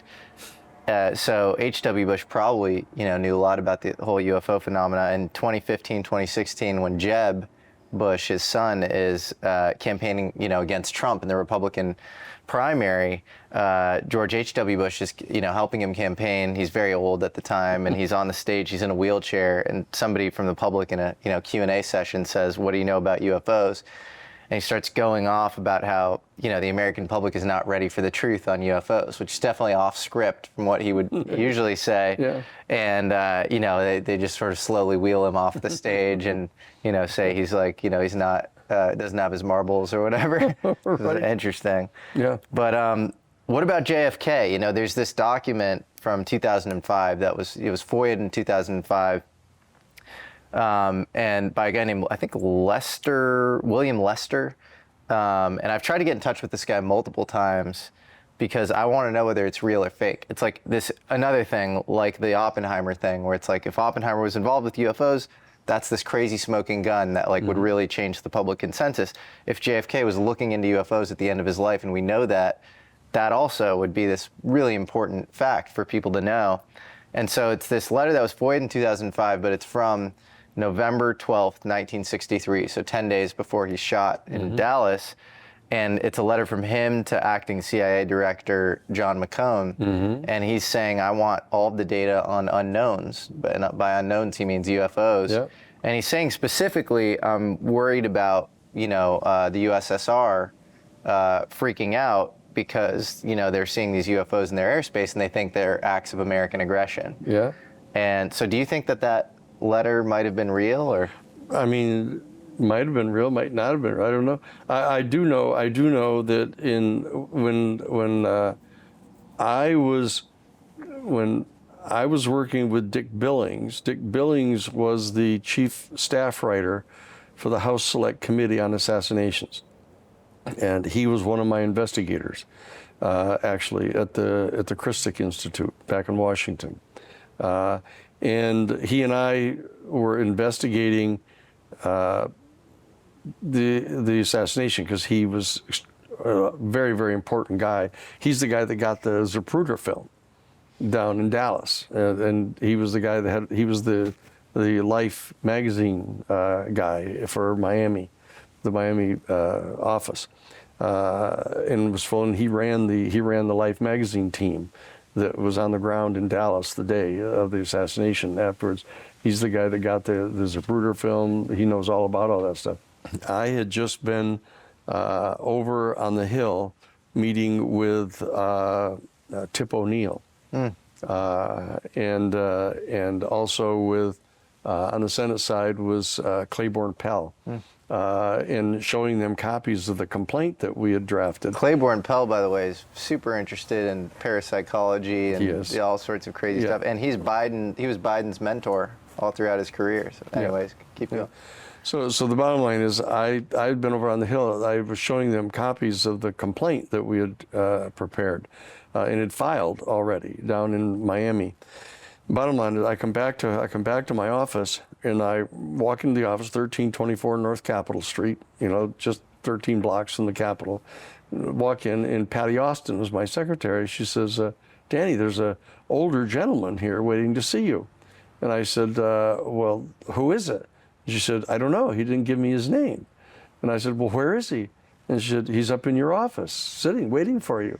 And so I said, oh, all right. So I go upstairs, I go into my office, and I walk over, and here's this guy. He looks like he's about 65 years old or something like this. And so I walk over, and I said, hi, I'm Danny Sheehan. He said, great, it's good to meet you, Mr. Sheehan, and never told me what his name was. And so I go back, and I get behind my desk, and I say, okay, what can I do for you? He said, look, he said, I've got a copy of your complaint here. And he pulls out a copy of the complaint, which had been sealed, actually, by Judge James Lawrence King down in Florida, just the previous Friday.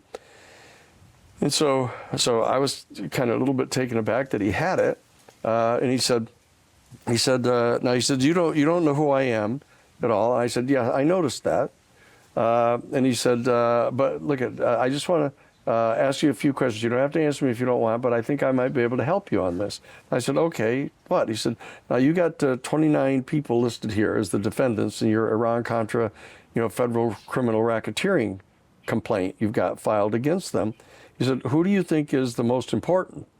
And I said, well, a lot of people would think it's because Theodore Shackley was the ADDO, the Associate Deputy Director for Operations of the CIA, running covert operations, and he was the immediate boss of the fellow who was the National Security Advisor for George Bush Sr., who's the Vice President. I said, so that, and since that's the guy in whose office they've been meeting the Iran-Contra people, and Felix Rodriguez and the guys were meeting with him, and so a lot of people would think that that's the reason I think that he's the most important. And he said, but that's not the reason why you think he's the most important. And I said, no. He said, well, why do you think he's the most important? I said, because he was the CIA station chief in Miami on November 22nd of 1963. And he said there aren't two men in the world that would have answered that question that way. He said, my name is Dick Billings. I was the chief staff writer for the House Select Committee on Assassinations. I think I can help you out on this case. And that's how it started. We found out that Kennedy, on June 5th of 1963, and this would be June, July, August, September, October, like 5 months earlier, that he had asked to be briefed on the UFO stuff. He wanted all the UFO stuff on June 5th. That was the same day that Bobby Kennedy had been first notified about the existence of the political assassination team that had been put together by Richard Nixon back in 1960 when he was the vice president and the chair of the 5412 committee under Eisenhower. Here is a bulletin from CBS News. In Dallas, Texas, 3 shots were fired at President Kennedy's motorcade in downtown Dallas. Do you think that the CIA killed JFK? Not exactly. Okay. Not exactly, but I do know who did kill him, and I do know that it was an S-force. It was a 15-man force that was created back in 1960, actually, by Richard Nixon. And this was the force created to go after Castro? Kill Castro, to kill Fidel Castro, Raul Castro, Che Guevara, and 5 particular commandantes of the new government. And so why did Nixon create this force? To kill Castro.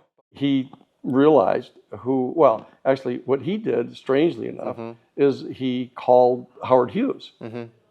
Was the day that Nelson Rockefeller withdrew from the Michigan state primary in the Republican presidential primary campaign was the day that Richard Nixon knew he was going to be the Republican nominee in 1960.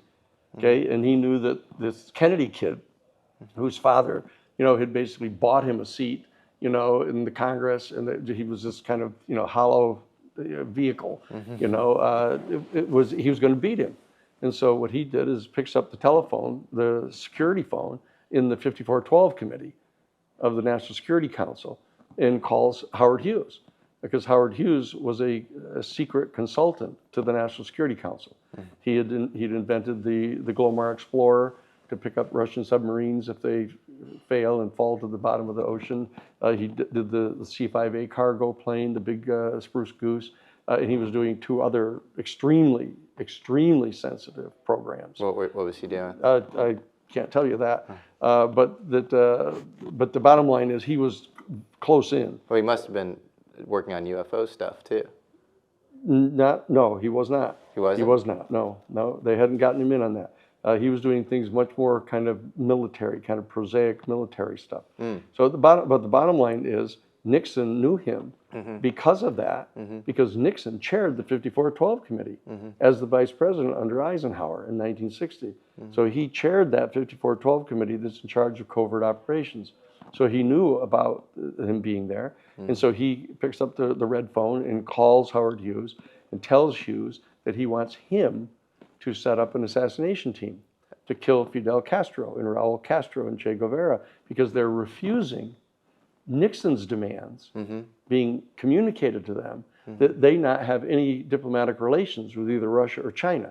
He was setting that up as a condition. He was invoking basically the old Monroe Doctrine. What he did is ask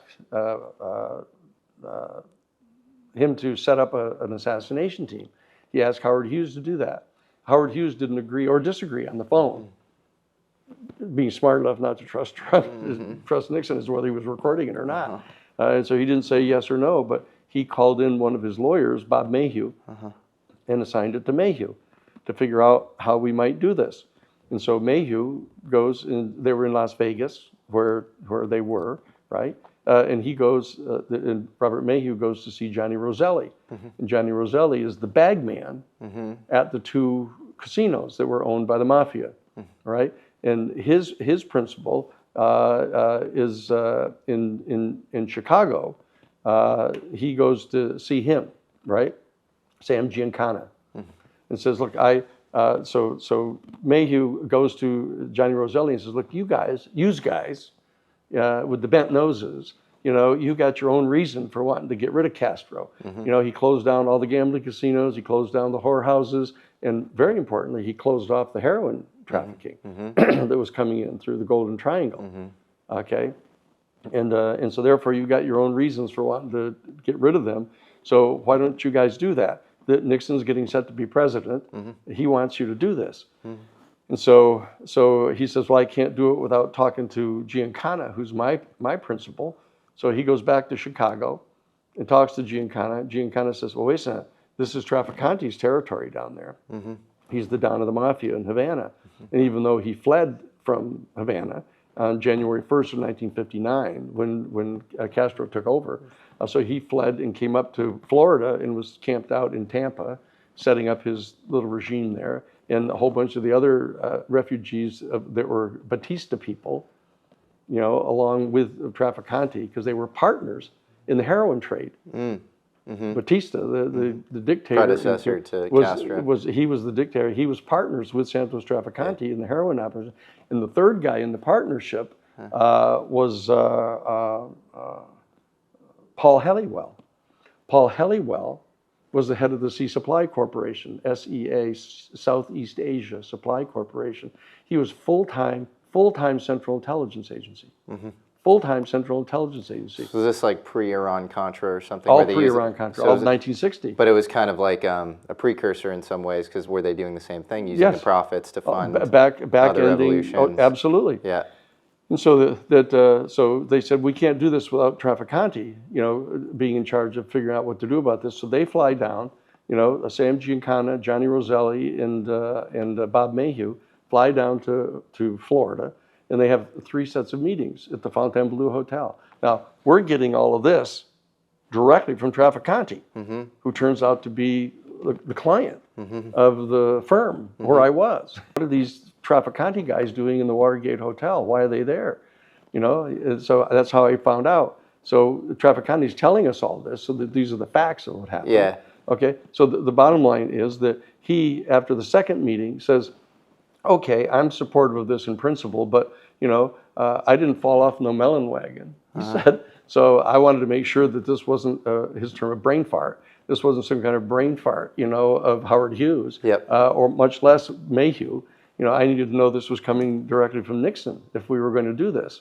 And so the next meeting shows up a guy at the third meeting that used the nom de guerre, Mr. Ed, and it was Sheffield Edwards, who's the chief of security of the Central Intelligence Agency. Okay, so he greenlights the creation of this assassination team that's designed to kill Castro, Fidel Castro, Raul Castro, and Che Guevara, and these other comandantes, right? And so that goes into motion. They agree to do that. And Trafficante figures out, okay, who am I going to put together on this team? He's smart. So what he does is he picks 15 guys that are all former gunmen from him down in Havana, who had fled with him up to Florida, who'd now been recruited by the Central Intelligence Agency to form this thing called Operation 40, which is this covert operation against Cuba, burning bridges, lighting fires to their sugarcane fields, poisoning the shipments of sugar going out, doing everything to try to destroy the economy of that country, right? Because they were in defiance of Nixon, because they'd gone ahead and established diplomatic relations with both China and Russia. And so he wanted to, to close down their economy, to show that, a socialist economy couldn't function. So the bottom line is Trafficante contacts guys that have now been hired by the Central Intelligence Agency covertly to participate in Operation 40 in covert operations against Cuba. And he selects 15 of these people, which they call a code name the S-Force. So what happens between the S-Force and Castro? Well, they're trying to figure out how to assassinate Castro. Yeah. They're trying to figure out all these different ways of doing it. But in the meantime, what happens is Nixon doesn't get elected. And so that he doesn't get elected, and in comes Kennedy, and brings in his brother Bobby as the Attorney General, right? And it turns out they don't know anything about this assassination team because it's been set up completely off the shelf like this by Nixon, right? And so that everybody just steps back and lets that team keep on going, but the Kennedys don't know about it. And so that whole operation comes down. They go through the whole Bay of Pigs thing. That falls through. And Kennedy goes down and apologizes. It literally goes down to Miami in the Orange Bowl and gathers together all these hardcore right-wing Cubano refugees and apologizes to them for this and promises them that the free flag of Cuba will fly over the island before the end of his second term. He says that to them, right? And he comes back and even though he told Khrushchev that he was going to stop the covert operations going on against Cuba. He was going to shut down Operation 40. He wasn't going to do that anymore. Mea culpa, sorry for doing that. 40 with an operation called Mongoose. And they set it up over at the Miami campus, University of Miami campus, in this big hangar that's there. And that Mongoose runs there. And the guys that were doing the covert operations against Cuba still, included all the guys on the S-Force who had that other hat on. Kennedy's aware of all of this and even directing some of it. How does it end up turning on him? No, Kennedy wasn't aware of it at all. At all? Okay. At all. Okay. At all, until June 5th. Okay.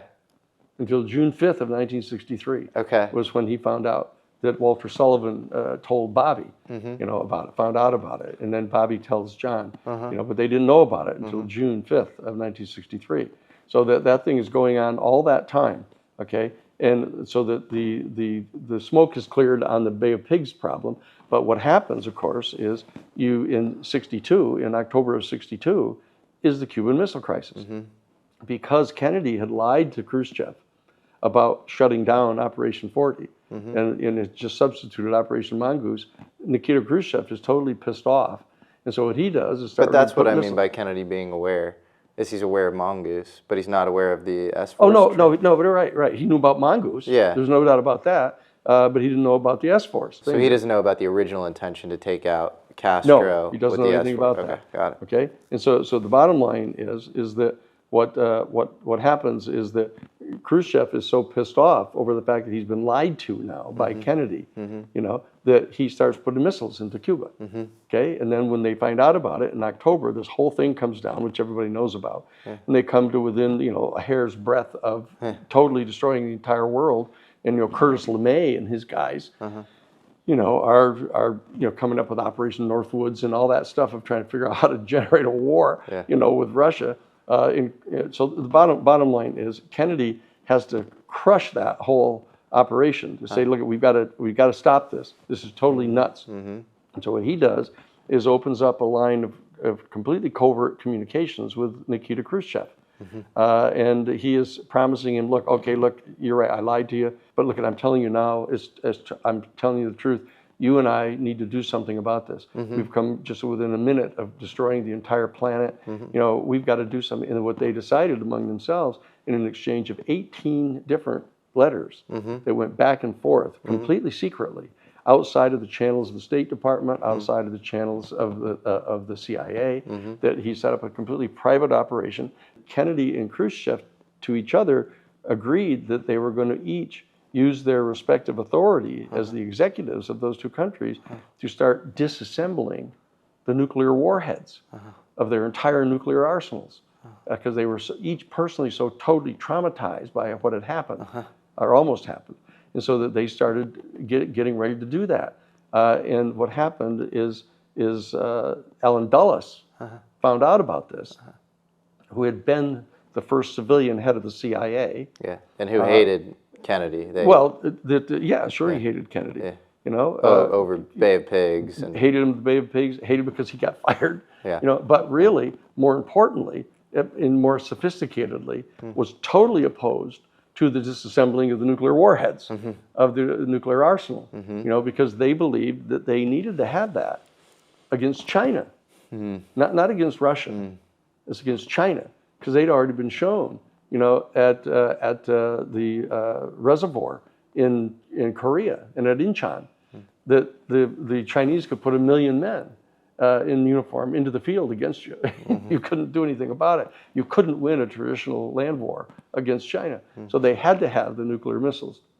So they viewed Kennedy as a traitor. But he was getting set to disassemble the primary military capacity that the United States had, doing it covertly with the Soviets, i.e. Khrushchev personally. Okay? And they said, that's it, that's curtains. We can't wait for an election a year from now, you know, a year and a half from now, in November of 64. We've got to get rid of him now. And so what they did is they tasked the S-Force that they knew existed, because Dulles knew that they existed, because Dulles was involved in it earlier on. Right? So how does Dulles do that? Because Dulles leaves and joins Brown Brothers Harriman. Yeah, he goes back to Brown Brothers Harriman, where he had in effect never really left, because the Central Intelligence Agency was the brainchild of the people at Brown Brothers Harriman. You know, Robert Lovett, who was one of the senior partners there, is the one who wrote the original memo to Truman, recommending that they create a Central Intelligence Agency and that they have a covert operations capacity, which they put in Section 5412, to authorize them to engage in covert operations. And what was Brown Brothers Harriman? Was just like a normal law firm at the surface, or what? Brown Brothers Harriman wasn't a law firm. Brown Brothers Harriman was a collective investment company. Oh, it was an investment company. That's right. And they had the kind of the richest 25 patrons from the robber barons that were all investors, common investors. And they would come together and decide how they were going to direct their investments together.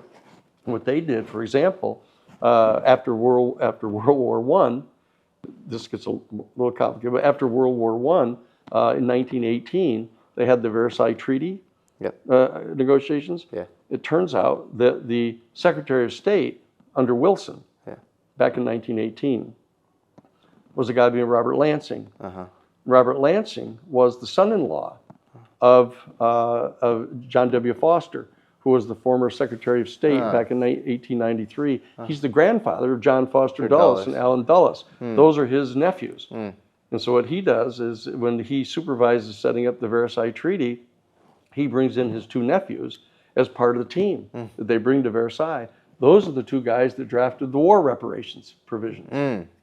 Inside the Treaty of Versailles. But this feels like too big of a triple bank shot or something. Because you also talk about, like, it's like the Union Bank was like funding. There was no doubt about that. Yeah. That's just a fact. So but do you think that the Versailles was sort of intentionally, you know, too harsh in a way that, like, made, you know, like created an auspice for the extremism of Nazism, sort of, you know, crushed Weimar Germany? No, it started out in a much more prosaic motive. Because what they did is they said, oh, look, we're imposing the war reparations requirements of Germany through the exercise of the power of the State Department, supervising the Versailles Treaty.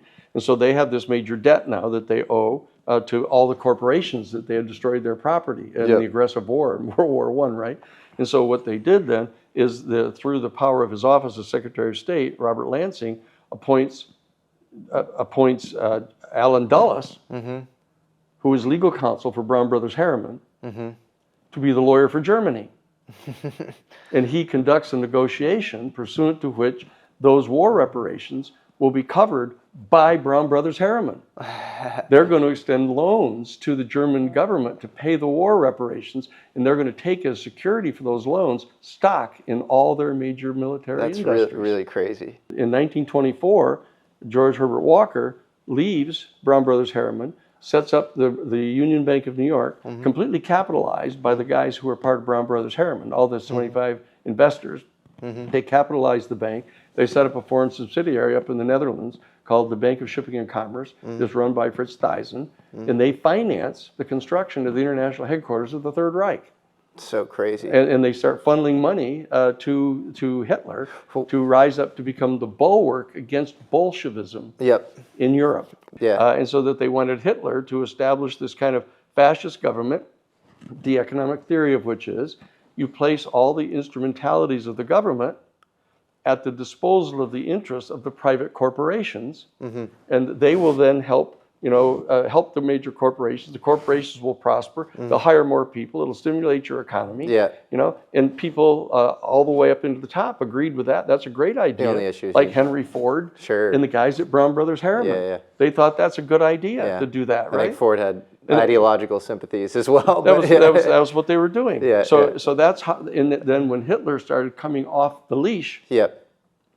And deciding that he was not only going to become the bulwark, he's going to nationalize everything, he's going to take it all over. And so that ended up getting sort of out of control. They lost control of him. But it's like, this is like a really interesting narrative that the CIA, they're set up by oligopolistic interests. To be able to set up an economic system that was actually fascist. That was actually putting the instrumentalities of the government at the disposal of the interests of the corporations, because then the corporations could deploy, for example, sending a military expeditionary force down to Nicaragua, and ousting the democratically elected government, all on behalf of who? Sort of Yankee imperialism. There's a book called The Three New Deals, and it was like Hitler, Mussolini, and FDR, and they were all sort of compared. And it was sort of, it just shows how sympathetic the U.S. was to Hitler, just after 33 and before 38, between 33 and 38. FDR wasn't, because they tried to assassinate him. They were planning to overthrow him. I didn't know that. Oh, yeah. What's the story behind that? 1934, Brown Brothers Harriman, the people, planned to overthrow the Franklin Roosevelt. Is that true? Oh, yeah, absolutely true. And so absolutely. What was the plan there? They tried to recruit the commandant of the United States Marine Corps, General Butler, to lead a major insurrection of the World War II veterans, against Franklin Roosevelt's government, and to oust him and to put Smedley Butler, the General Butler, in charge. In that they were going to have a fascist government. The Carnegies, the Rockefellers, these are all the Gilded Age family. They're just the Gilded Age. Got it. Okay, so when you say robber barons, you that's mean who they are. The Gilded Age that's industrialists exactly right. that that's exactly controlled right. the supply chains of the They were United just States. very, very effective. The Vanderbilts, were they? They were. Yeah, that's right. Yeah. Absolutely. They were very effective doing what they were doing, and that they carried what they were doing to the logical conclusions. And say, well, look, why wouldn't we exercise control over the government? But this is what was going on. And the bottom line is that after, because Hitler came off the leash and started becoming totally excessive about what he was doing in Europe, and then started going after all the Jewish people, and started doing all these kind of excessive things. Still, you need to remember, it's going to be kind of a shocking observation, but the United States never declared war on Germany. Really? Never did. They declared war on Japan. Japan after Pearl Harbor. And then Germany declared war on the United States because they were in the Axis. Because there was this huge, powerful group inside the United States that didn't want to go to war with Germany. The critique of FDR at the time was like he was not paying attention to any of the stuff going on with the Holocaust, and that he waited way too long, and that he didn't want to go to. He didn't want to go to war initially. And then once he realized that because the whole lobby didn't want to go to war against Germany, because they're the ones that had created it. But there are some rumors that he might have had pre-knowledge of Pearl Harbor. Oh, he didn't. That's not rumor. So you think that's true? I know that's true. They lured the Japanese in because he was convinced that they were eventually going to have to go to war anyhow. And so that what he wanted to do is he wanted to rally the American people behind it. So what he did is he ordered all of the destroyers and all three of the major aircraft carriers into Pearl all at one time, and they were monitoring the Japanese trafficking, and they realized that they said, "Oh, what's your confidence level that he had knowledge of that?" It's 100%. Okay. It's 100%. Okay. Because we know that they had the cable traffic, they had the communications going on with all the Japanese military. Yep. And that they knew that they were luring them in, and once they decided they were going to do it, he sent the personal order the night before the attack on December 7th. He ordered all the aircraft carriers to leave under the cover of night. That's the key. Once you see that, they ordered them all out of there, and they let them bomb Pearl Harbor and sink a number of the fairly outmoded destroyers anyhow that they had. The United States of America was suddenly and deliberately attacked by naval and air forces of the Empire of Japan. Once Japan did that, then they declared, he got a declaration of war against Japan, not against Germany.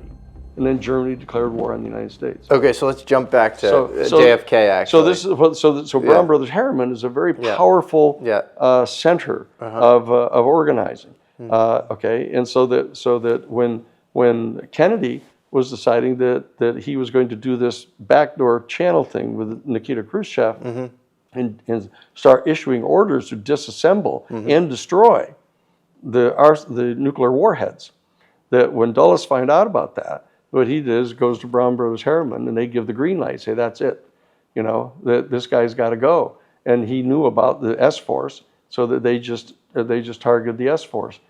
Was George H.W. Bush involved in the death of JFK? No, he was notified just before it was coming down, as Lyndon Johnson was. They were notified that this was happening because they had said, "Look, he's trying to disassemble the nuclear warheads of our whole arsenal." They all got together, J. Edgar Hoover and Nixon. Because George H.W. Bush was CIA, and I think he went missing. The rumor was for 12 days, and there's a photograph of him we in know Dallas. where he was. He was in Dallas. He was in a meeting at the ranch of Clint Murchison. Is where not the one in Oaxaca, but the one in Dallas. So he was helping coordinate this whole thing? No, he was just being briefed. Okay. He was just being told, notified that this was getting ready to happen. Okay. And so that's it. But he had pre-knowledge of JFK's death? Yes. That's he did. Lyndon Johnson did. Hoover did. The Lyndon Johnson thing makes because it was sense viewed to me. It was viewed as the patriotic thing to do because he was a traitor in their eyes, and he was actually planning to physically disassemble the nuclear warheads and destroy them. I mean, what a greater act of treason could you do?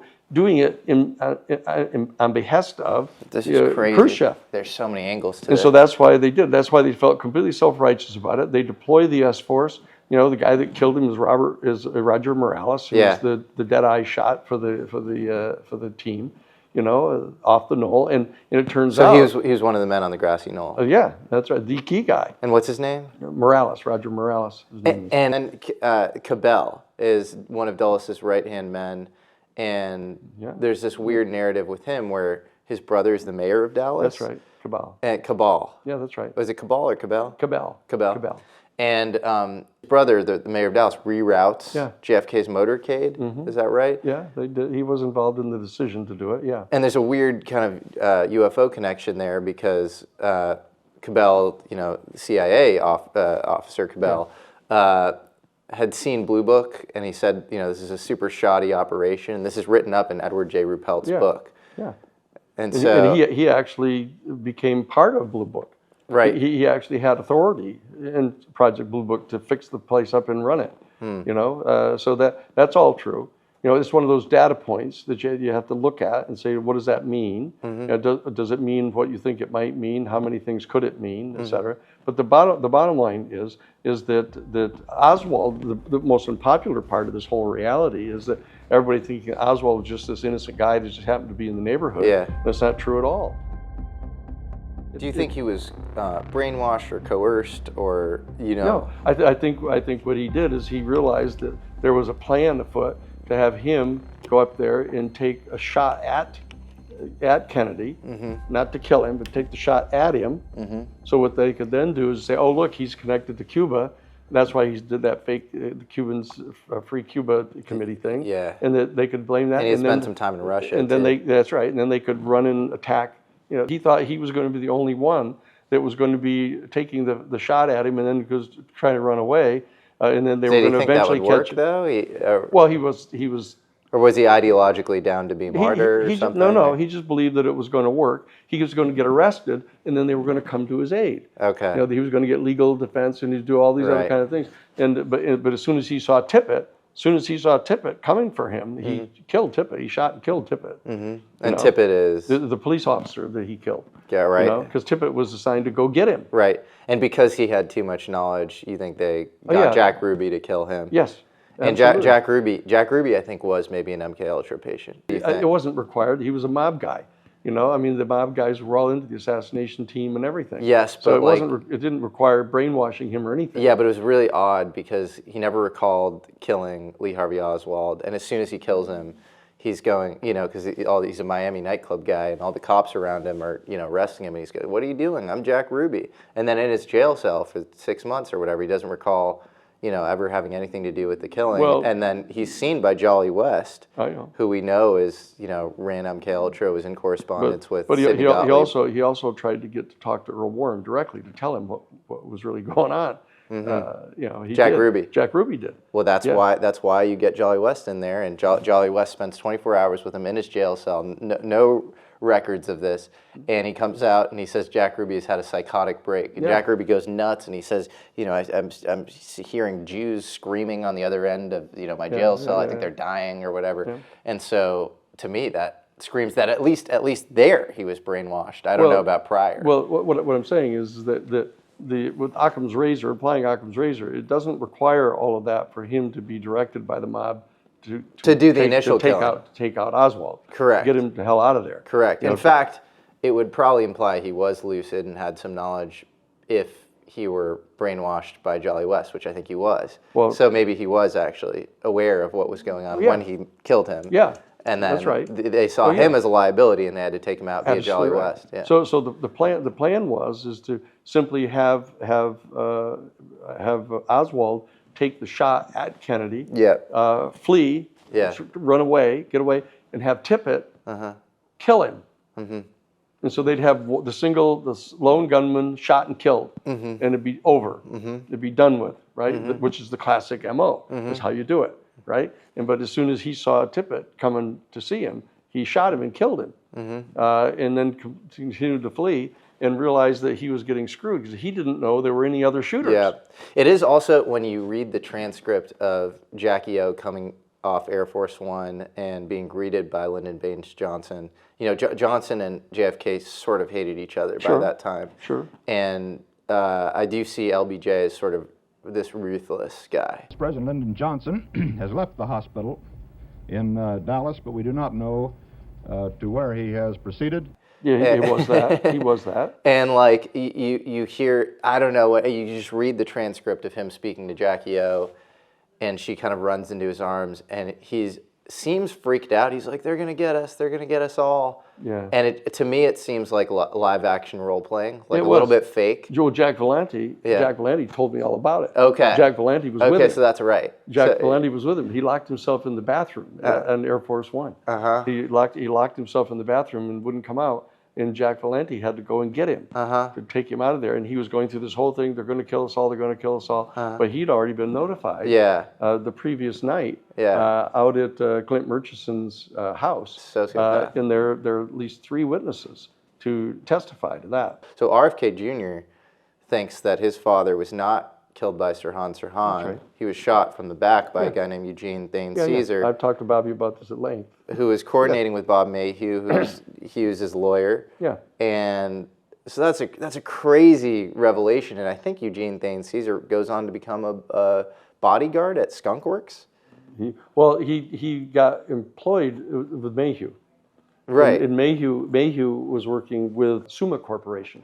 My understanding is that he was working with Mayhew around the time. Mayhew was clearly coordinating with him around the assassination, and then Eugene Thane Caesar went on to work at Skunk Works, but I could be wrong. Okay, but yeah, but I think it was Summa Corporation, which is Hughes's operation, aerospace operation, Summa Corporation. So yeah, what do you make of that? I mean, that's insane.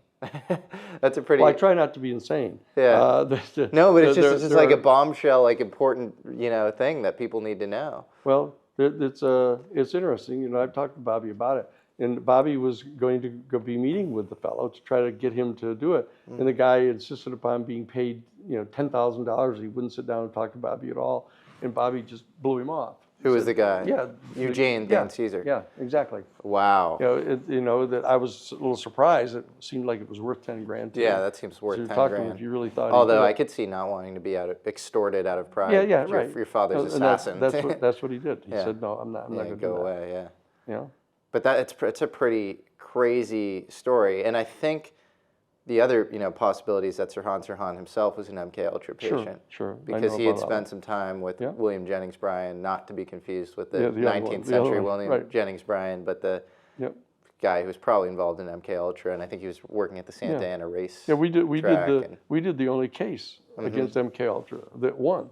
What case was that? That there was a woman who was the daughter of a fella out on Long Island that was a tennis pro, and he, like some tennis pros, was having affairs with some of the women, the wives that were getting trained to be tennis players. Yep. And his wife divorced him, and he became totally depressed about being abandoned like that. And he started meeting with a friend of his who was a psychologist, and the psychologist said, you actually need to have a little bit more than just talking to a psychologist. You need to get kind of more counseling. So a friend of mine works at, I'm trying to remember which big hospital it was, big hospital in New York City, something like Sloan Kettering or one of those big. Yeah. He said, my friend works there, and so you could go there and take a whole week, be there in residence, and you could have a meeting with him in the morning and a meeting in the afternoon for each day for a week. So he agrees to go do that. Well, it turns out they were doing MK Ultra experiments there at the place. And so that after about 2 days of general counseling with this psychiatrist there, they dose him with a huge mass of LSD without telling him. And of course, he's totally freaked out. I mean, it's hard enough when you know what's happening, right? But he was just freaked out. And they told him falsely that he'd had a psychotic break and that he would have to stay there for a little bit longer, and they would have to help figure out what's going on here. And then like 4 days later, they give him a second massive dose, and he dies of a heart attack. Jesus Christ. Okay? And so they're freaking out at the place. And so what they do is they have to bring in lawyers from the Army and from the intelligence community to come in to cover for them. And it turns out that... What was this guy's name? I don't remember his name, because I had other lawyers do this for us, right? In the bottom, I've got it in the files, but the bottom line is that the lawyer that came in for the U.S. Army to cover it up, their involvement in this was Jacob Javits, who went on to become the United States Senator from New York. And the other lawyer that was representing the intelligence community was Warren Burger, who went on to become the Chief Justice of the United States Supreme Court. These two guys came in and covered up that entire event that took place. And when we discovered that in the discovery, the judge said, "That's it. We're not going any farther on this case. Really? This is going to settle. You have her tell how much money she wants. Really? And you will give it to her." Because Warren Burger had already become head of the U.S. Supreme Court. Yeah. No way. Yeah, that's true. That's wild. That is true. What do you think the purpose? Because I have some weird conspiracies about like what they tried to do with MK Ultra. I don't know if you have any theories. Well, they thought that if you dose somebody with LSD, it will dissolve away the boundaries of their concept structures. And that if one of their concept structures is that they have to remain loyal and keep secret certain information that they've got, that you'll dissolve those away. And that under interrogation, you can get them to come clean and talk to you. So it started out as a device, LSD, to have a device of interrogation. Truth serum. But there was, I think, more to it as well, where they would construct killers. And I think, like if you look at Jolly West, he had his Center for Violence Reduction. And the way I think it almost worked is like, so I think like Charles Manson was an MK Ultra patient. I have a buddy in LA named Tom O'Neill. I know all that. I know Tom. Documents it pretty well. And so you have to ask, like, why would you make Charles Manson do what he did, possibly? and it was like, maybe it was like to make an example out of him, marginalize the the hippie movement. And you have the famous Donna Tartt line, August 8th, 1968 or whatever or maybe 69 is the day that the 60s ended. And it was like, everybody really, they see this long-haired guy and he seems like a hippie, but he's like actually super violent. So you make an example out of something that you want to marginalize. And so it's sort of mass pacification through local violence creation or something. It's conceivable, but on the other hand, like, conceivable isn't the standard. Because there's lots of things that are conceivable, and there are a lot of them, and as people fixate on something that is conceivable that happens to correspond to their worldview. Is there an MK Ultra UFO connection? I mean, as we get to the issue of the UFO stuff, there's all kinds of issues that are involved in consciousness, in the states of consciousness, the elevation of consciousness, all of that stuff, which relates tangentially, at least, to the LSD, that is involved in the UFO stuff. The entire remote viewing process, the entire psychic process, all that stuff with Hal Puthoff, with Russell Targ and all those folks. That whole element of consciousness is a very big deal. The UFO thing is so confusing because, okay, you have different threads. You have this like consciousness thread where it's like, I don't know if it's Kabbalah or like certain people can summon this stuff, but like you sort of intend on the thing happening. Greer has CE5 or whatever. This stuff sort of enters your orbit, and like that feels different to me than like nuts and bolts craft. Oh, it is. Okay. It is, but it's all part of a specific phenomenon, and as long as you confine it to looking at the UFO stuff, and the fact that the UFOs appear to be navigated telepathically, for example, and that the craft have built into it some kind of an AI capacity to respond telepathically to the control of the pilot. That's pretty far out, when you get into that stuff. And so the whole question of how telepathy works, what are the physiological aspects of telepathy, like that, and remote viewing. The stuff that Pat Price could do. How the hell do you explain that? And when you start focusing on that, trying to get an understanding of what that is, you realize that there's. Do you think you can turn that into math or repeatable science, or do you think it's this inherently kind of ephemeral thing? No. I believe that it's reductionable, to some subtle dimensions of physics. There's not any doubt about it. It's going on. And there's something to it. Or it would point to the human as the carrier of all knowledge. And there's something actually like the senses, the sensory world is actually a reduction on a default state of greater omniscience. And if you read Plato with more of a belief that maybe he believed in the ontological truth of what he was talking about, and you read like the myth of air or some other things he sort of hinted at, maybe there's much deeper knowledge that's kind of latent and innate inside a human being. All true. That is all true. Okay. That is all true. Yeah. You think so? I'm sure. Yeah. I'm sure that's true. Yeah. And what I'm in the process of doing is, and they know that I'm doing it. I mean, Lou didn't just hire anybody. Didn't retain just anybody to be his lawyer. I mean, he knew perfectly well that for 20 years I was legal counsel for the Disclosure Project. He knew I represented Dr. John Mack. He knew that I was at the peer group. That's interesting, though, that you represented both Greer and Elizondo, because they hate each other, right? It's unfortunate. Why do they hate each other so much? Because it's unfortunate. Greer, obviously, both of them have their fair share of critics. But Greer, to me, like, he's more right than there's something about the presentation of the guy that I kind of detest or something. Like, it's just sort of really ridiculous, megalomaniacal. and yet, like, I think a lot of the stuff he says, he was early on so much, and I think a lot of it probably checks.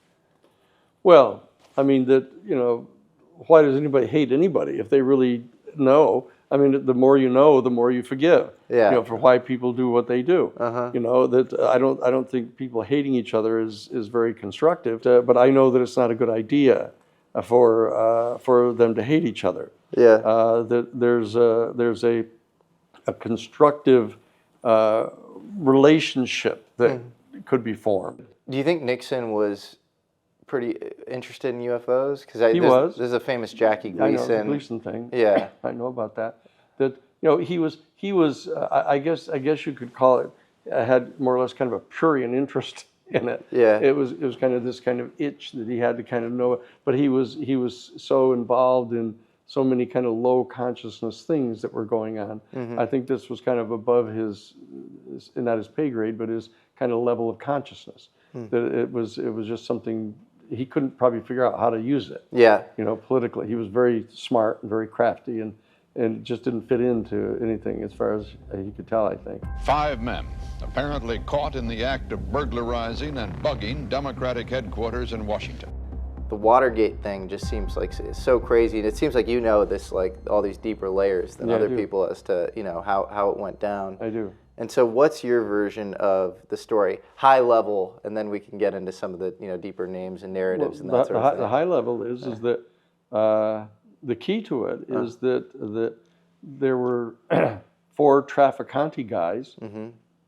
There was E. Howard Hunt, who was the liaison to the Everglades operation in Operation Mongoose. He also said he was involved in the JFK assassination, and he said that JFK was killed over UFOs. Well, his son says he said that. It wasn't he said it. Okay, he didn't say that. Okay. And then Frank Sturgis was on the team that did the burglary. He was the liaison out on Swan Island. Okay.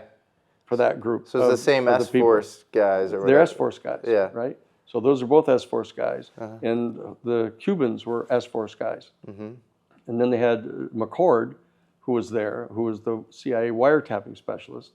Okay, and so when I was brought on to Dulles once called McCord the best guy I ever had, or something. Yeah. Well, in what Nixon said, literally in the smoking gun thing, if you peel off that scab, there's an awful lot of stuff that could come out that we don't want out. And he was referring to Hunt. Okay, and that whole smoking gun. And when you look at the smoking gun conversation on the 21st of June, with Haldeman and Nixon on the tapes, that Haldeman comes into the office and says, "Mr. President, I think we've got a problem here." He said, "What is it, Bob?"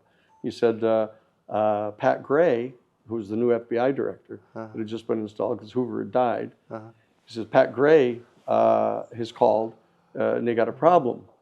That the FBI people are insisting upon going down and investigating the bank down in Mexico City, where those bills came from that were in Bernard Barker's pocket.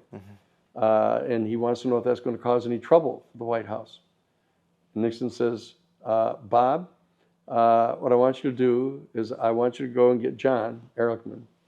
I want you to go over to the agency, and I want you to see Vernon Walters in Dick Helms, and you tell him right now to contact the FBI and tell them to get the hell out of that part of the investigation."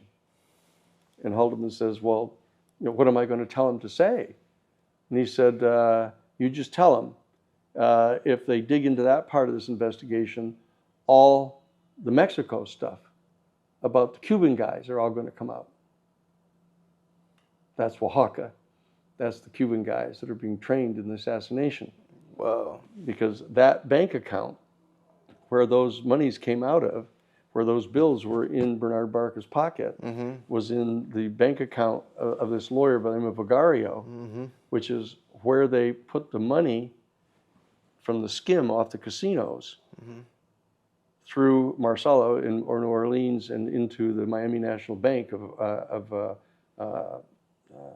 Meyer Lansky. And they would wire it into the bank account down in Mexico City to pay the cost of that triangular fire team base. That's where the money came from that was in the pocket of Bernard Barker. And so the question is, if anybody punched into that, where does it lead to? It leads to the Kennedy assassination. Right there.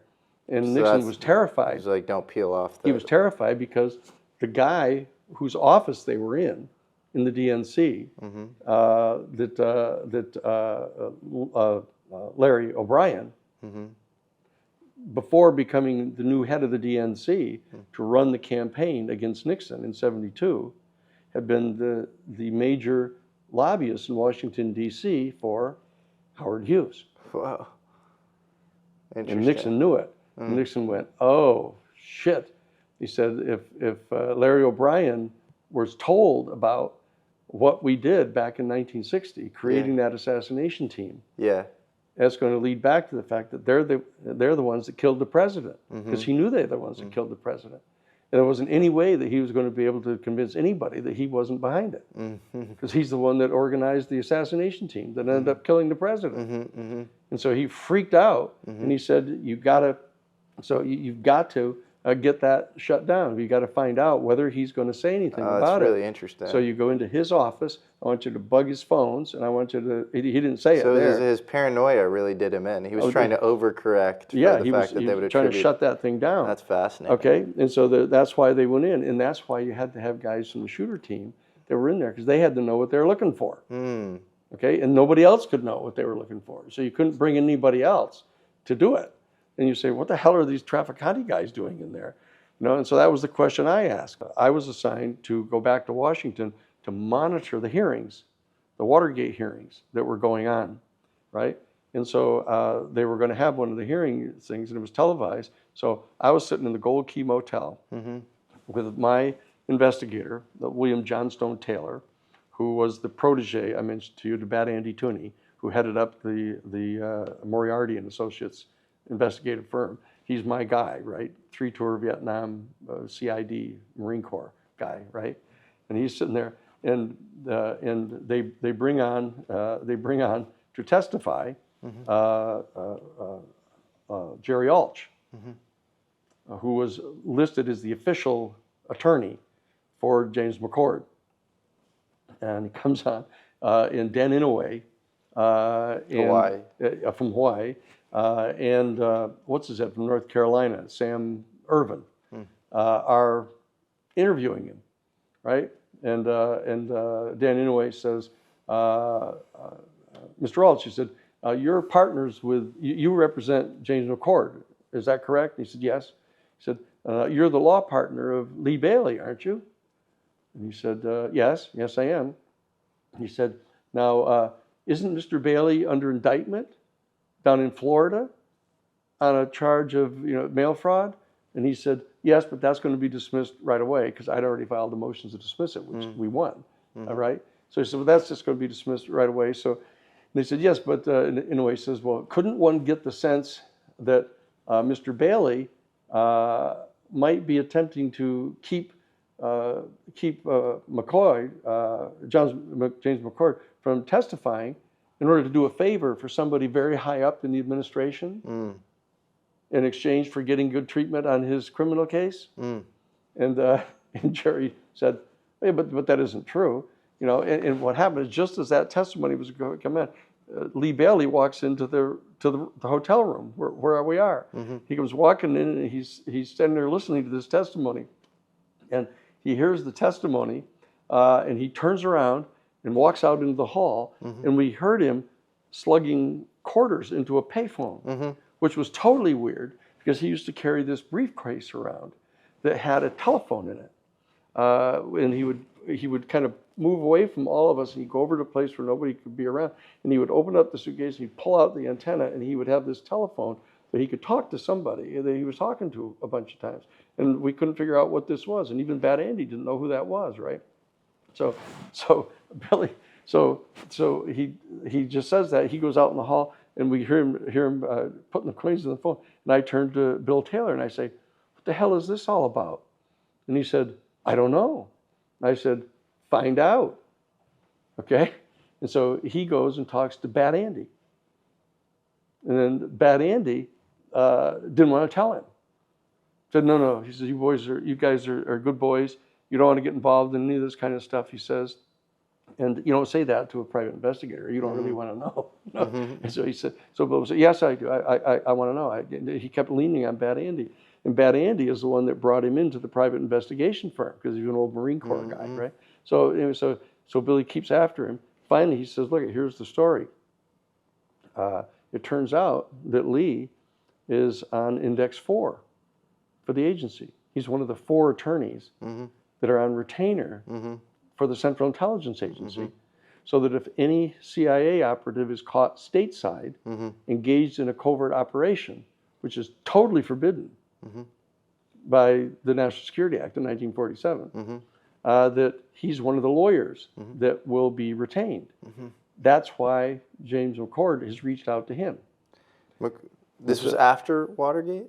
This is during the Watergate hearings. Yeah. This is after Watergate. Because McCord was let off for right, like within 4 months. Or so he was given 1 to 5 years. McCord is the guy that wrote the letter to Judge Sirica, blowing the whistle on Nixon. Exactly. And the plumbers. He's the guy that did that, right? Yeah. Out of our office. Yeah. So that I'm sitting there. So why wasn't Nixon set up in this model of what happened? Because McCord's this sort of deep CIA guy who's very close with Dulles. No, because we know that Nixon is the one that ordered the break-in.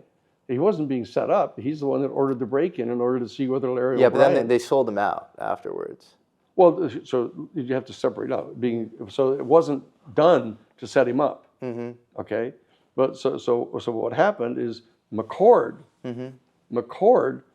out of our office, is the one that gets pissed off over the fact that he thinks they're all getting sold down the stream here.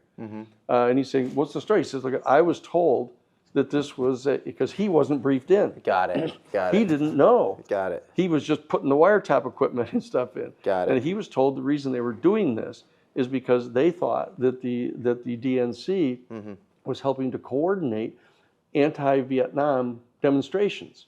Got it. And that they were therefore engaged in national security So he thought he got sold out. And he thinks he got sold out. So he got pissed off about this. And so he writes the letter to Sirica, right? That's what happened. I mean, and we know exactly what happened. So when I find out, when Taylor gets all this information from Bad Andy, they lay it out to us in detail. He went down to Hank Gonzalez's. Hank Gonzalez is officially, technically, the lawyer for Trafficante. He was just a cover for Bailey. Right? But then who ends up helping out Woodward and Bernstein? So Deep That Throat. was Mark Felt. So I still don't understand. Mark Felt was he's the guy that was insisting upon going down the next morning to Mexico to investigate the bank account. Wow. That was Mark Felt. He was going down to follow the money. Where did that money come from? They tracked it back to that bank. But if he's the deputy director of the FBI, right, Mark Felt, and then he's acting as this sort of anonymous tip-off guy for Woodward and Bernstein at the Washington Post, doesn't that again point towards this sort of coordinated effort against Nixon, where he's sort of trying to like expose this to the citizen press? What's happening? Mark Felt was still pissed off that he'd been passed over for the head of the FBI, right? So he was that. So it was pure revenge, personal grudge, spite, because he was pissed off that they were trying to cut him off. He was trying to go down and do that investigation, legitimate investigation of what the hell happened here, and Gray was telling him not to go. Okay. Because Gray had called the White House and said, "Look at I've got FBI people that are wanting to go down and do the investigation of this bank." That's when Nixon said, "Go get the agency to shut them off. So tell them they can't do this." So Felt's motivation was basically, he was pissed personally. Yeah. And he wanted to do the investigation that would have led him to the original S-Force setup. So he would find. Well, he didn't know what it was going to lead to. Yeah, but it would have. It would have. And then absolutely. And then James McCord was pissed that he was getting sold out. That's right. Sold down the river. And it was given, not the right information as to why he was going into right. the DNC. Yeah, that's exactly right. Very interesting. And so that when we get this information from Trafficante, or Bill Taylor and I say, "Holy shit!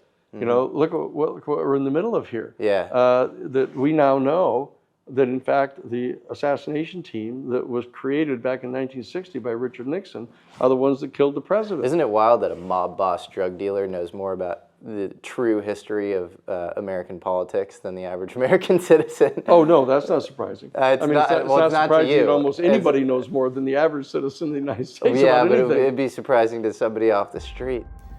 Do you think there was or could have been a CIA conspiracy to remove you from office? I don't know. I know many people think so. I would say that I've found it difficult to understand why the CIA, which apparently had advanced knowledge of the break-in, didn't inform me. I've found it difficult to understand how it could have been that at least 2 of those involved had CIA connections, and nevertheless that it was not brought to my attention as far as the break-in occurring. Here's another weird connection that you might be familiar with. So, we talked about G. Gordon Liddy and we talked about Bob Mayhew. Yeah. There are photos with both of those guys and John Lear. And John Lear is very involved in the Bob Lazar stuff. Mm-hmm. And so when I talk to like Jeremy Corbell and George Knapp, I don't understand why they're so dogmatically like pro Lazar being at least accepted at face value. Because I'm like, look, I'm not discounting your reporting. Like, I think the reporting was good. Yeah. But the idea that this wasn't pushed out by the CIA, I think is just, it's like you're not able to think properly about this. Mm-hmm. Because you had this guy in John Lear, who's son of Bill Lear. Whether he was a useful idiot or an agent provocateur, I don't know. Probably useful idiot. I don't know. But he had been spending a decade outside of Area 51. And you spend a decade outside of Area 51, the security guards know you there. Like, this is all documented. Why the hell would they not do a basic background check on Bob Lazar, know that he's best friends with the guy camping out and, sketching all these kind of exotic aircraft around Area 51? That would be number one. Number two, why would you continue to have him fly cargo jets for you, and be a pilot for you for various missions into the 80s, which, mm-hmm. he says he disaffiliated in 83, but he really disaffiliated much later. Mm-hmm. Let me tell you a story to make you even more confounded. Please. Right? I'm at Jesuit headquarters here in Washington, D.C., right? And I get a call on the phone, and it is, what's his name? Guy that owned Rebel magazine, and Larry Flint, right? So I get a call from Larry Flint. You know who this guy is? I don't. Larry Flint's the guy that owned like 30 different magazines. Okay. Rebel magazine and Gent and these skin magazines and all this kind of stuff. Okay. He had gotten sued for libel because in one of the magazines that he published, someone wrote a story using a woman who won the Miss, Oklahoma or something beauty contest. And so she filed a lawsuit against him and won. And the case had gone all the way to the United States Supreme Court, and his lawyers were challenging it as a violation of the First Amendment, right? Anyway, he's coming into Washington, D.C. to go to the Supreme Court argument. He calls me on the phone. He says, Dan, he says, Larry Flint here. I went, okay, yeah, okay, Ms. Flint, what? He said, well, I'm coming in town for the Supreme Court. I mean, I'd like to have a meeting with you if I could. Could you come and see me tomorrow? I'm going to be staying at the Park Hotel. And so I say, okay, what's it about? He said, I can't talk with you on the phone about it. So the next day, I get Father William J. Davis, who was my Jesuit superior at the headquarters, right? And we jump in the Blue Flame, his little car. We drive over to the hotel, right? And here are like 4 of these big stretch limos all parked in front of this hotel, which is the Larry Flint entourage that are all there, right? So we go into the lobby, and we say, my name's Attorney Dan Sheehan, Father Bill Davis. We're here to see Larry Flint. Oh yes, he said. And they bring us over to this elevator, and they bring us up to the top floor of the penthouse. Right? We get out the elevator, and here's Larry Flint in his gold-plated wheelchair. Right? Because he got shot. Somebody tried to assassinate him. So he's in this gold-plated wheelchair, and he brings us into the side room. And he said, "Look, I want to retain you at this the Christic Institute that you guys have. We'd like to retain you to investigate the death of Savage. What was her first name? She was the original hostess of Frontline. Okay. When it first started. Yep. On PBS. Yeah. Right. Jessica Savage. Her name was. And she and her husband had driven off a bridge in the middle of some storm, and he'd gotten drowned and killed. And he said, I think that was a murder. And I want to retain you guys to do the investigation. You guys did the Karen Silkwood investigation. You've done all these kind of things. And so I said, no, well, we don't, we're a 501c3 public interest group. We don't get hired to do investigations. I said, you could make a contribution to us if you wanted to. It's all tax deductible.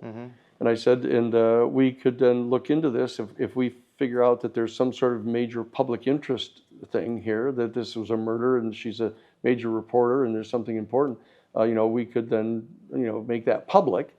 And he said, well, would you do this? Would you just let me know first so I could publish it in my magazine, in Rebel Magazine, and I'll give you guys the $1 million contribution. And I said, I think we could do that. He said, but there's one thing, he said, I've got an investigator that I'd like to have work with you on this. And I said, no, that's not how we do it. We've got our own investigators, because I had not only the guys, Bill Taylor and the guys that were in Moriarty, who still kept doing stuff for us for free, but I also had all the Jesuit guys, 42 countries all around the world that are giving information to our headquarters, right? So I said, no. I said, we'll do this ourselves. Just let me introduce you to them, right? And he dials the phone, and the door opens up, and in walks G. Gordon Liddy. Walks into the room, and I looked at him, and he comes over and he sticks his hand out like that. And I said, excuse me. I said, I told you we're not going to be dealing with anybody that you want to put in, and especially him. And Liddy turned to Flint and he said, see, I told you he wouldn't do it.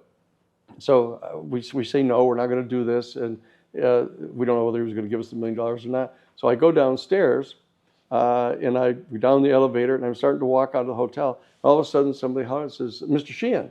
And I said, yes, what is it? And I go over, and it was Gordon Novell. Who is that? Good. You don't know? No. Gordon Novell is the guy that was arrested and prosecuted by James Garrison in New Orleans for burning down 555 Camp Street, the office where Lee Oswald had the office, along with what was his name? The guy that was the hardcore right-wing guy that was the head of the Latin American Anti-Communist League. One of the guy that was the former FBI guy that was down in New Orleans. What the heck was that guy's name? But anyway, he had an office in the exact same building, on the exact same floor. With him. And Gordon Novell was prosecuted and convicted for burning down that building in the midst of the investigation. That's crazy. Okay, and so it gets crazier. Okay, so he says, I want you to represent me. I want to get that criminal conviction of me expunged. And I said, well, you've already been convicted of it, and that was years ago, and you've already served the time and everything for it. He said, you don't do that. He said, no, I want you to, get that expunged for me.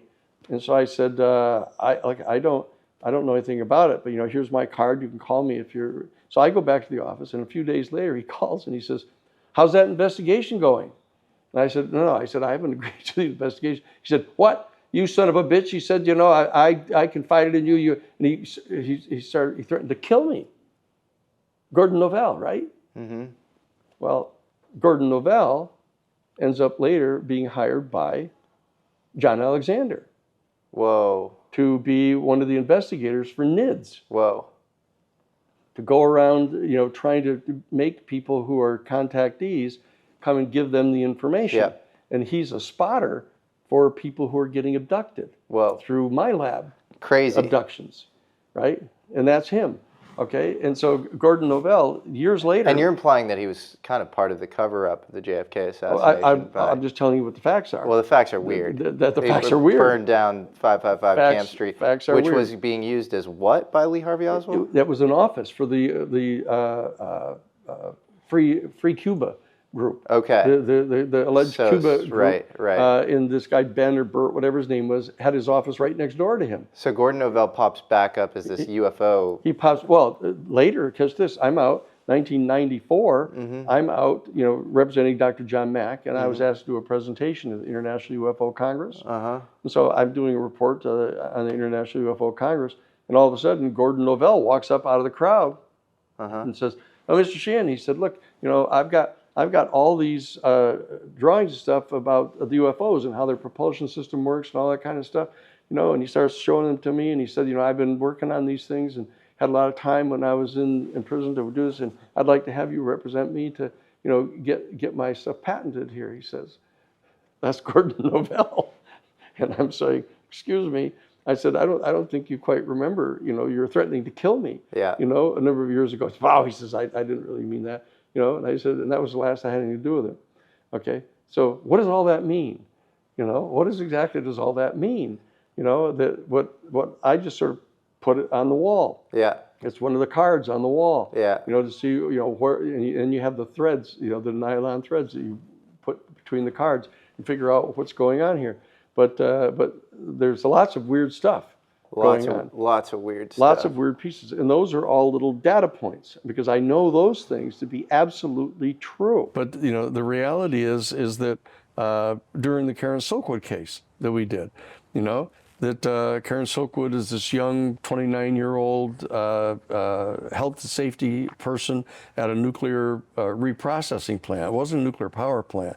It was the sole place where they were trying to bring the spent fuels from the 103 nuclear power plants and then grind it all up into powder and then put it in centrifuges and centrifuge out the plutonium and then recover the plutonium and then bring it to the fast flux test facility at Hanford. It was an attempt to figure out what to do with the waste materials. The bottom line is that she discovered that they were missing 40 pounds of 98% bomb grade plutonium from this facility, and she just concluded that it must have meant that they were really sloppy, that they must have be loose around the planet or around the plant somewhere, and she didn't. So she called the union people that were trying to organize a union at the plant and told them that, oh, look how sloppy they are. They're missing 40 pounds of 98% bomb-grade plutonium. It was going to Israel for nuclear weapons in violation of the Nuclear Non-Proliferation Treaty. Really? Yeah, and not only that, but they had to then share it with Iran as a condition under the Shah. And then the two of them had to No way. Yeah, it was all true. And who was facilitating this on the American side? The Central Intelligence Agency, Theodore Shackley, who was the temporary guy on the Israeli desk, but he had been the former Saigon station chief that ran the assassination program in Southeast Asia too. But so that what I'm saying is that she didn't know what was happening, but that when she got killed on the way to meet with the New York Times reporter to bring him the documents, David Burnham, who was figuring there's a rat in the woodpile here somewhere. This isn't just missing in the plant. And she got killed, run off the road. They rammed her car and ran her off the road and killed her and took the documents out of the car. And this is a real story. This is a really true thing that happened. And I was in charge of the investigation to investigate what happened. People came up with all kinds of nefarious theories as to what could have happened here and who could have done this and all that. And I had to keep drilling through all of these different theories of what's going on here to figure out exactly what did happen. And what I discovered is that people, what they assumed at least half a dozen different theories of what was going on. And what I discovered is that a little bit of 2 or 3 of the different theories were true, but no one of them was true.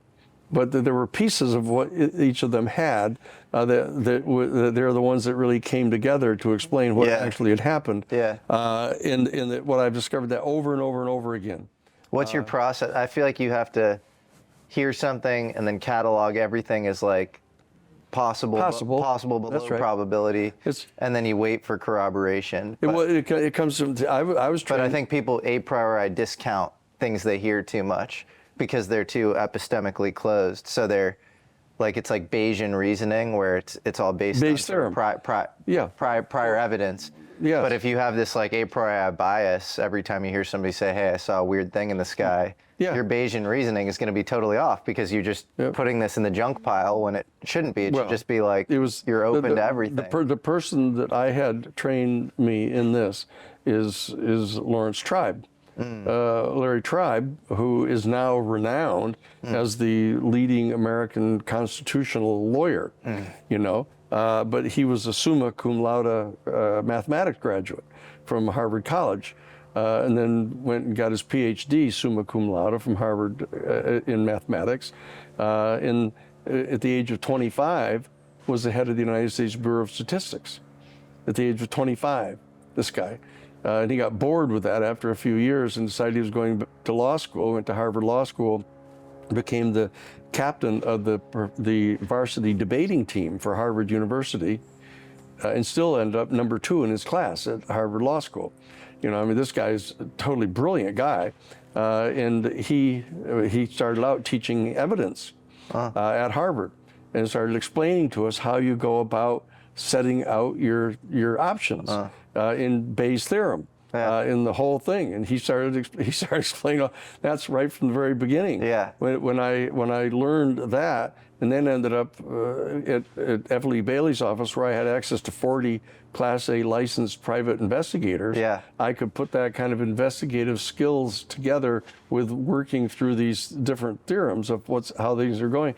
And so that's how I've ended up being, I guess it might account for how I end up in these peculiar places. Yeah. Because I've been able to not get drug off onto some one theory of something. I try to do the same thing, and I think being outside of academia helps us. Yes. Because academia, you become criticized, and you have to kind of tiptoe around anything too bold or too. Because they're not designed to really forward the human knowledge in any kind of significant way. It's all nibbling at the edges. I was just with Eric Weinstein and a bunch of other pretty renowned scientists, and I've worked with Eric for a while, and Eric is using basic Bayesian reasoning, and he's obviously has his own sort of theory of everything in math and physics. Yep. Has come to the conclusion that he thinks maybe there's a good chance that the U.S. has a secret physics program behind the kind of exoteric layer of physics, which that's a wild revelation. That he says names people, John Wheeler, Bryce DeWitt, Freeman Dyson. People like that who were, renowned in the 50s and 60s. Yeah. And he thinks that maybe there was something going on in the background with them, and maybe they were actually interfacing more with aerospace than meets the eye, even Feynman. Yep. And so, it's very interesting, the conclusions you come to once you become open-minded. Yeah. And I think for a lot of people, it took the New York Times and the Pentagon saying this stuff is real for them to kind of open the possibility space on everything else. Because if it is real, it has to shatter everything else. You have to be physics, religion, everything. It has to affect you. And the one argument I'd say against not trying to piece it all together, I do think having one theory of everything allows you to. You want if you have a bunch of high strangeness events, a bunch of anomalies. It's like you have Bigfoot here, and you have orbs over there, and you have cattle mutilation, and all these things. It's really hard for the average person to not just say that's a basket of crazy. It's like it's an amalgamation of crazy that doesn't fit neatly to science is supposed to be repeatable and predictable. Yeah. And so I do think the theorizing does help get this stuff across the line. Yeah,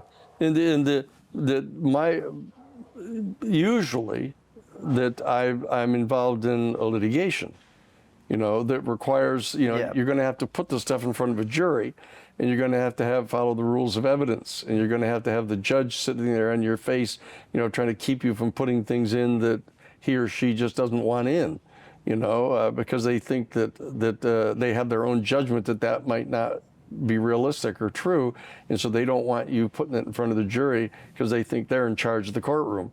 There's all kinds of things you have to do, but it lends a certain kind of focus to what you're doing, and you don't just aimlessly speculate about things. Given that, sometimes I think the metaphysical conversations are frustratingly unfalsifiable They're not. They're sort of not even wrong, as Feynman would say. And so there's almost a part of me. It's like we should look back at this history in the 50s and 60s in the U.S. where there's some interesting people claiming Robert J. Oppenheimer set up UFO secrecy. Like Rush has said that on record in an interview with me.